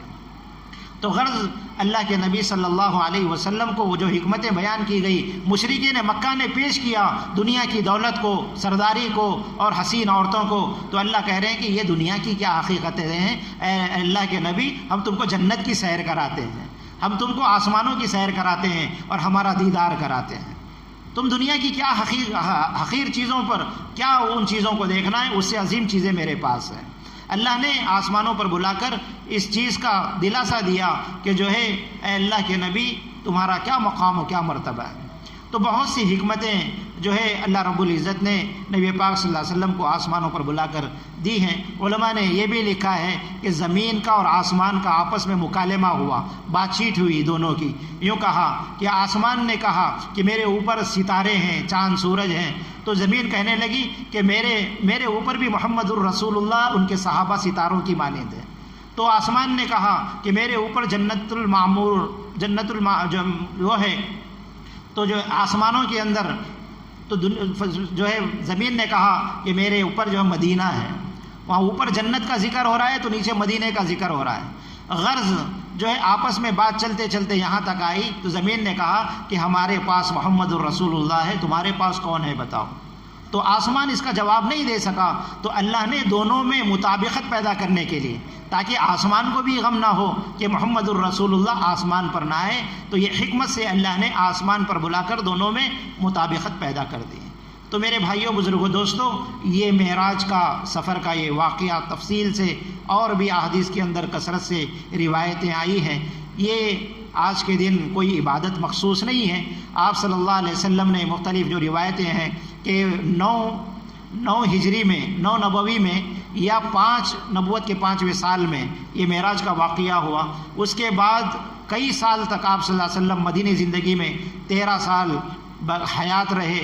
وہ زمانہ کبھی آپ صلی اللہ علیہ وسلم نے جو ہے کوئی عمل معراج کے موقع پہ نہیں کیا، کوئی عبادت یا کوئی ذکر، کوئی اذکار، رات میں جاگنا، عبادت کرنا، کوئی نماز پڑھنا، کوئی ایسا عمل نہ حضور نے کیا، نہ امت کو کرنے کی تاکید کی، نہ صحابہ نے کیا، نہ تابعین نے کیا۔ کوئی احادیث کے اندر اس رات میں عبادت ثابت نہیں ہے، کوئی عبادت نہیں کہ تھوڑا سا حضور کا واقعہ، معراج کا واقعہ، تاکہ ہمیں اس کے اوپر ایمان لے کر آئیں، ان عذابات سے ہم بچنے والے بن جائیں۔ نماز جیسی انمول قیمتی تحفہ ہے، اس کی قدر کرنے والے ہم بن جائیں۔ تو آج کی رات میں کوئی مخصوص عبادت نہیں۔ لوگوں نے عبادتیں گھڑ رکھی ہے، الفیہ نماز کہ بھئی اتنی نکاتیں پڑھیں، اس میں اتنے صورتیں پڑھیں، اتنا ذکر کریں، فلاں فلاں فلاں، بہت سی چیزیں بنائی ہوئی ہیں، وہ کوئی ثبوت اس کا نہیں ملتا۔ اور بعض لوگوں کی یہ حرکتیں ہیں کہ براق النبی، آپ نے بھی دیکھا ہوگا، بہت سے جو دیہاتوں میں بھی ہم نے دیکھا ہے، آج جو ہے دکانوں میں بھی بہت سے لوگ لگاتے تھے کہ گھوڑا ہے جس کو پر ہے، اور یہ براق جس پہ حضور بیٹھ کے گئے۔ حضور خود فرماتے ہیں کہ اس کی حیت کا مجھے پتہ نہیں، تو ہم نے اپنے نقش و نگار، اپنے خیالات کے ذریعے سے بنا لیا ہے کہ براق النبی ہے، اور اس میں لگانا گھر میں برکت تصور کرتے ہیں۔ تو یہ ساری چیزیں، اس کا کوئی دور دور تک اسلام کے اندر کوئی اس کی مثال نہیں مل سکتی، اور اس کا کوئی دین کے اندر کوئی حصہ نہیں ہے۔ ان فضولیات سے اپنے آپ کو بچانا، نماز جیسے عظیم عمل کی قدر کرنے والا بن جائے، تاکہ حوض کوثر پر ہم نبی کو اپنا چہرہ بتانے والے بن جائیں۔ کیونکہ حدیث پاک میں آتا ہے حوض کوثر پہ آنے والوں کو حضور صلی اللہ علیہ وسلم ان کے اعضاء کی وجہ سے پہچانیں گے، کہ ان کے ہاتھ، ان کے پیر، ان کے چہرے چمکتے ہوئے نظر آئیں گے۔ تو کیونکہ وہ وضو 5 وقت کی کرنے والے ہوں گے، کہ یہ میرا امتی ہے، 5 وقت کی نماز پڑھنے والا ہے۔ چہرے روشن ہوں گے، اللہ کے نبی پہچان کر ان کو اپنے قریب بلا کر اور حوض کوثر سے جام دیں گے۔ تو میرے بھائیوں بزرگوں دوستو، آج کی اس مجلس میں ہم یہ مصمم ارادہ کر لیں دل کے یقین کے ساتھ کہ ہم ایک نماز بھی قضا نہیں کریں گے، ایک نماز بھی ہم نہیں چھوڑیں گے۔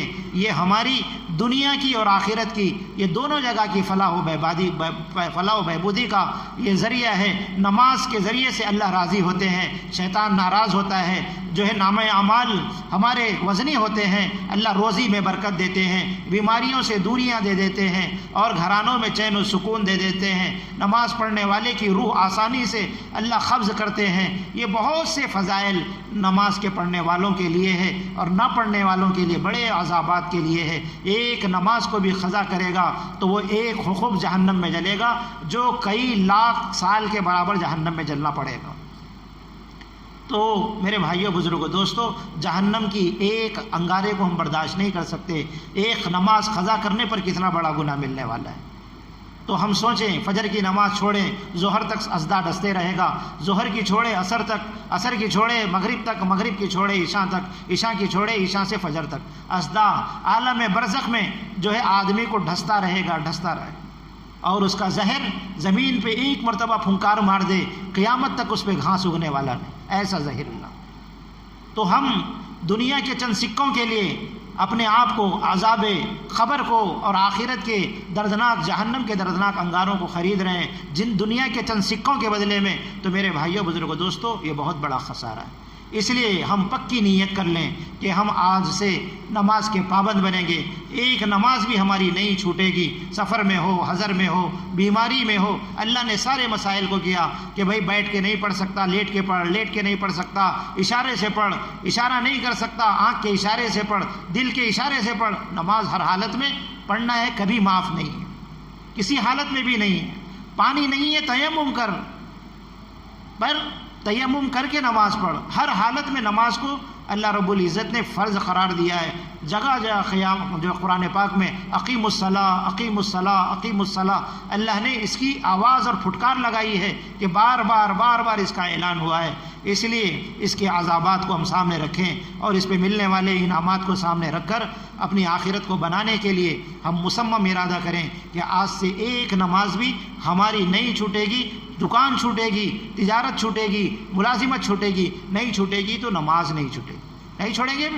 اللہ ہم سب کے بیٹھنے کو قبول فرمائے، 5 وقت کا نمازی بنائے، جو ہے معراج کے واقعے سے سبق لینے والا اور معراج کے واقعات سے ہم کو پیغام لینے والا بنائے۔ اللہ کے نبی کے لائے ہوئے اللہ کے تحفے کی قدردانی کی ہم سب کو توفیق عطا فرمائے۔ درود شریف پڑھ کے دعا کریں۔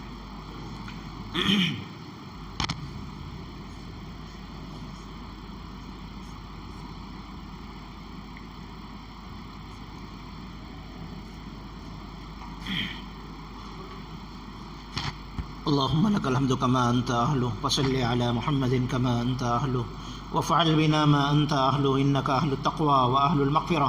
ربنا آتنا في الدنيا حسنة وفي الآخرة حسنة وقنا عذاب النار۔ اللهم إنا نسألك الهدى والتقى والعفاف والغنى، اللهم اهدنا واهد بنا واهد الناس جميعا واجعلنا سببا لمن اهتدى، يا حي يا قيوم برحمتك نستغيث، لا إله إلا هو الحليم الكريم، سبحان الله رب العرش العظيم، نسألك موجبات رحمتك وعظائم مغفرتك والغنيمة من كل بر والسلامة من كل إثم۔ ربنا لا تدع لنا ذنبا إلا غفرته ولا هما إلا فرجته ولا حاجة هي لك رضا إلا قضيتها، يا أرحم الراحمين، يا راحم المساكين، يا ذا القوة المتين، يا حنان، يا منان، يا بديع السماوات والأرض، يا فالق الحب والنوى، يا خالق السماوات والأرض، يا خالق السماوات والأرض، يا أرحم الراحمين، يا أرحم الراحمين، يا راحم المساكين، يا ذا الجلال والإكرام، يا ذا الجلال والإكرام، يا ذا الجلال والإكرام، يا ذا الجلال والإكرام، يا ذا الجلال والإكرام۔ ربنا ظلمنا أنفسنا وإن لم تغفر لنا وترحمنا لنكونن من الخاسرين، لنكونن من الخاسرين، لنكونن من الخاسرين، لنكونن من الخاسرين۔ ربنا آتنا في الدنيا حسنة وفي الآخرة حسنة وقنا عذاب النار۔ اللهم حبب إلينا الإيمان وزينه في قلوبنا وكره إلينا الفسوق والعصيان، اللهم اجعلنا من الراشدين، اللهم اجعلنا من عبادك الصالحين، اللهم اجعلنا من عبادك الصالحين۔ اے اللہ ہمارے گناہوں کو معاف فرما، خطاؤں کو لغزشوں کو درگزر فرما، نکم میں ہیں، گناہوں میں ڈوبے ہوئے ہیں، خطا کار ہیں، تیرے اقراری مجرم ہیں۔ اے اللہ ہمارا جسم کا رواں گناہوں میں ڈوبا ہوا ہے، خطاؤں میں ڈوبا ہوا ہے۔ اے اللہ ہم نکمے ہیں، ہم خطا کار ہیں، اے اللہ ہم پلندے ہیں، اے اللہ گناہوں میں ڈوبے ہوئے ہیں۔ مولا جیسے جیسے ہیں اے اللہ تیرے ہی بندے ہیں، تیرے علاوہ ہمارا کوئی نہیں، اے اللہ تیرا علاوہ ہمارا کوئی رب نہیں، اے اللہ تیرے علاوہ ہمارا پروردگار نہیں۔ اے اللہ اپنی دستگیری فرما، اپنی چادر میں چھپا لیں، اپنی چادر میں چھپا لیں، ہماری خطاؤں کو معاف فرما، ہمارے جرموں کو معاف فرما۔ ہم اقراری مجرم ہیں مولا، ہمیں اپنے جرموں کا اقرار ہے، اور ہم ایسے مجرم ہیں کہ دنیا کی عدالتوں میں اے اللہ معافی کی کوئی گنجائش نہیں، لیکن تو بڑا غفور الرحیم ہے۔ اے اللہ تو نے ہی تسلی کا سامان فرمایا، قل یا عبادی الذین اسرفوا علی انفسہم لا تقنطوا من رحمت اللہ ان اللہ غفور رحیم۔ آپ ہی نے فرمایا اے میرے بندو، اے میرے بندو، تم نے گناہ کر کے اپنے نفسوں پہ ظلم کیا ہے تو اپنے رب کی رحمت سے نا امید مت ہو، مایوس مت ہو، دل چھوٹا مت کرو، تمہارے رب کی رحمت بڑی ہے۔ آ جاؤ تمہارے رب کی رحمت کی چادر کی طرف دوڑ لگاؤ، میں اپنی چادر میں چھپانے والا ہوں، اپنے سے لگانے والا ہوں، قریب کرنے والا ہوں۔ تم کہاں جا رہے ہو؟ فَأَيْنَ تَذْهَبُونَ، تمہارا رب ادھر ہے، میرے پاس دوڑ کے آؤ۔ اے اللہ آپ آواز لگا رہے ہیں نحن اقرب من حبل الورید، اے میرے بندے تو کہاں ڈھونڈ رہا ہے؟ میں تو تیری شہرک سے بھی زیادہ قریب ہوں۔ اے اللہ تو وہیں ہے، ہم ہی دور چلے گئے، ہم دور چلے گئے۔ تو ایسے بلا رہا ہے جیسے ماں اپنے لڑکھڑاتے ہوئے چلنے والے بچے کو بلاتی ہے، وہ چند قدم چل کے گرنے لگتا ہے تو اس کو تھام لیتی ہے۔ اے اللہ تو بھی اپنے بندوں کو 70 ماؤں سے زیادہ محبت کرنے والا ہے، اپنے بندوں کو تو تھامنے والا ہے۔ مولا ہم گناہوں کے دلدل میں گر چکے ہیں، اے اللہ ہم گناہوں کے دریاؤں میں غوطے کھا رہے ہیں، ڈوب رہے ہیں، ہمیں کوئی بچانے والا نہیں، بچا لے، گرنے سے تھام لے۔ اے اللہ ہمارے گناہوں کی نحوست نے ہمیں دنیا میں ذلیل کر رکھا ہے۔ تو نے قرآن میں اپنی للکار سنائی ہے وَلَا تَهِنُوا وَلَا تَحْزَنُوا، ارے گھبراؤ مت، ارے گھبراؤ مت، پریشان حال مت ہو، غمگین مت ہو، غمگین مت ہو۔ تو نے تسلی کا سامان فرمایا وَلَا تَهِنُوا وَلَا تَحْزَنُوا وَأَنْتُمُ الْأَعْلَوْنَ، ارے عزت تمہارے لیے میں نے رکھی ہے، اگر تم سچے پکے مومن بن گئے، میرے دربار کی طرف دوڑ کر آئے تو سرداریاں تمہارے لیے ہے، عزتیں تمہارے لیے، تخت و تاج تمہارے لیے، دنیا کے ٹھوکرے، دنیا کے ٹھیکرے تمہارے قدموں میں ہوں گے۔ اے اللہ تو نے ہمیں کیا کیا نعمتیں دی، ہم نے ہر نعمت کی ناقدری کی ہے مولا، ہم سے بڑا کوئی ناقدرہ نہیں ہے۔ اے اللہ ہمیں قدردانی کی توفیق عطا فرما، ہمیں تو قدردانی کی توفیق عطا فرما۔ اے اللہ تیرا قرب نصیب فرما، اپنے سے دوریاں مت فرما، ہمیں دور نہ فرما، ہمیں قرب عطا فرما۔ اے اللہ ہمارے گناہوں کی نحوست کا یہ اثر ہے، سارے عالم میں تیرے نبی کی امت کٹ رہی ہے، پٹ رہی ہے، تیرے نبی کی امت کی بیٹیوں کی چادریں چھینی جا رہی ہے، خون پانی سے زیادہ سستا ہے۔ اے اللہ ہر طرف ظلم و ستم کی آوازیں ہیں، ظلم و ستم کے پہاڑ توڑے جا رہے ہیں، ایوانوں میں اے اللہ ڈرایا جا رہا ہے، عدالتوں میں اے اللہ ہمارے خلاف فیصلے ہو رہے ہیں، ہمارے جوانوں کو اے اللہ جیلوں کی کوٹڑیوں میں سڑایا جا رہا ہے۔ اے اللہ ظلم و ستم کے پہاڑ توڑے جا رہے ہیں۔ اے اللہ یہ تیری ناراضگی کی علامت ہے۔ تو کیا ناراض ہو گیا؟ سارا دنیا کا نظام ہم سے روٹا ہوا ہے، تیرا روٹنا مولا بڑا غضب ہے۔ تو کیا روٹا؟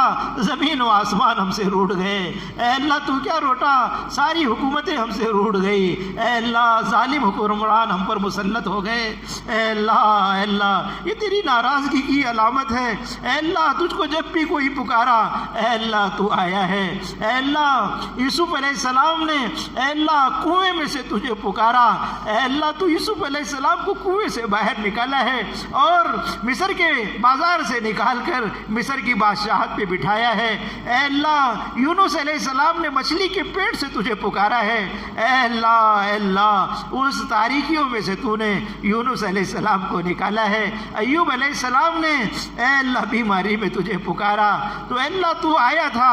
اے اللہ احد کے میدان میں اے اللہ بدر کے میدان میں تیرے صحابہ نے پکارا تھا تو آیا تھا۔ اے اللہ حنین میں تیری مددیں آئی، اے اللہ بدر میں آئی، اے اللہ جنگ موتا میں آئی، قدم قدم پہ فتح مکہ میں تیری مددیں آئی۔ اے اللہ آج تیری مددیں کیوں نہیں آتی؟ اے اللہ تیرے بندے تجھے پکار رہے ہیں، تو کیوں نہیں آتا؟ ہماری آوازیں تجھ تک نہیں پہنچ رہی مولا، ہماری آوازیں کمزور، ایمان کمزور۔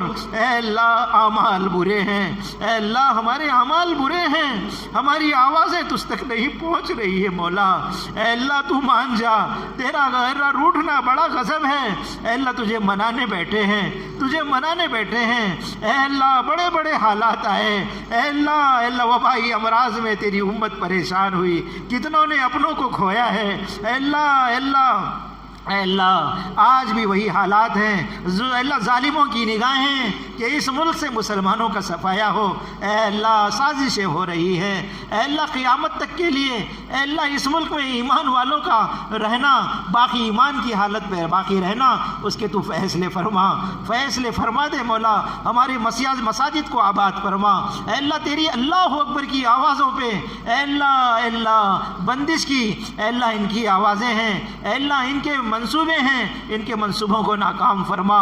ظالم حکمروں کو اے اللہ ہدایت ان کے حق میں ہے تو ہدایت عطا فرما، یا صفحہ ہستی سے ان کو مٹا دے اے اللہ۔ عادل اور منصف حکمرانوں کو اے اللہ حکومتوں پر قائم و فائز فرما اے اللہ۔ آپس میں محبتیں پیدا فرما، آپس میں محبتیں پیدا فرما، آپس کے توڑ کو ختم فرما، آپس کے توڑ کو ختم فرما اے اللہ۔ تیرے نبی نے جن عذابات سے امت کو ڈرایا ہے اس سے بچنے والا بنا، سود سے بچا، غیبت سے بچا، چغلی سے بچا، قتل و غارت گیری سے بچا، شراب کے پینے سے، زنا کے کرنے سے، مولا دھوکہ دینے سے اے اللہ، پڑوسیوں کو ستانے سے اے اللہ، بیویوں پہ ظلم و ستم کرنے سے، بہنوں کے حق کھانے سے اے اللہ، گالیوں کے دینے سے اے اللہ، جو گناہ ہم نے کیے ہیں سب معاف فرما، اور آئندہ کے لیے ان گناہوں سے بچنے والا بنا۔ تیرے نبی نے نماز کو آنکھوں کی ٹھنڈک بتایا ہے اے اللہ، اس تحفے کی قدر کرنے والا بنا۔ ہم کو بھی نماز میں ٹھنڈک عطا فرما اے اللہ، نماز میں ٹھنڈک عطا فرما اے اللہ۔ اس مجمع کو قبول فرما، آج کی رات کو قبول فرما اے اللہ۔ تیرے نبی کو جن مقامات سے نوازا ہے اے اللہ، آخرت میں مقام محمود نصیب فرما۔ تیرے نبی کی شفاعت ہم جیسے نکموں کو عطا فرما اے اللہ۔ پل صراط پر اے اللہ آسانی کے ساتھ پار ہونا ہمیں نصیب فرما اے اللہ۔ نام اعمال ہمارے سیدھے ہاتھ میں عطا فرما، عذاب قبر سے ہماری حفاظت فرما اے اللہ۔ کلمے والی موت عطا فرما اے اللہ، کلمے والی موت عطا فرما اے اللہ۔ سجدے والی موت عطا فرما اے اللہ۔ حادثاتی موت سے حفاظت فرما اے اللہ۔ گمراہی والی موت سے حفاظت فرما، شیطان کے نرغے میں پھنسنے سے حفاظت فرما، دنیا کے دھوکے سے ہمیں بچا لے، دنیا کے دھوکے سے بچا لے اے اللہ۔ تیری محبت دل میں پیدا فرما اے اللہ، آخرت کی اعمال کی محبت پیدا فرما اے اللہ۔ قبروں میں جانا ہے، قبروں کا احساس پیدا فرما اے اللہ۔ دنیا کی حرص و ہوس میں اے اللہ ہمارا حال، دنیا کے اے اللہ اس گود کے لوتھڑے پر کتے الٹ پڑتے ہیں اس سے بھی زیادہ اے اللہ دنیا پہ الٹنے کی، دنیا پہ بچھڑنے کی اور دنیا کے اوپر جھپٹنے کی اے اللہ ہماری عادت بن گئی ہے اے اللہ۔ آخرت کی طرف دوڑ لگانے والا بنا اے اللہ، آخرت کی طرف دوڑ لگانے والا بنا اے اللہ، آخرت بنانے والا بنا اے اللہ۔ جو کچھ کہا گیا ہے اے اللہ، جو کچھ سنا گیا ہے اے اللہ، اسے قبول فرما، عمل کا جذبہ پیدا فرما اے اللہ۔ ریاکاری سے ہماری حفاظت فرما اے اللہ۔ رشتہ داریوں میں محبت پیدا فرما اے اللہ۔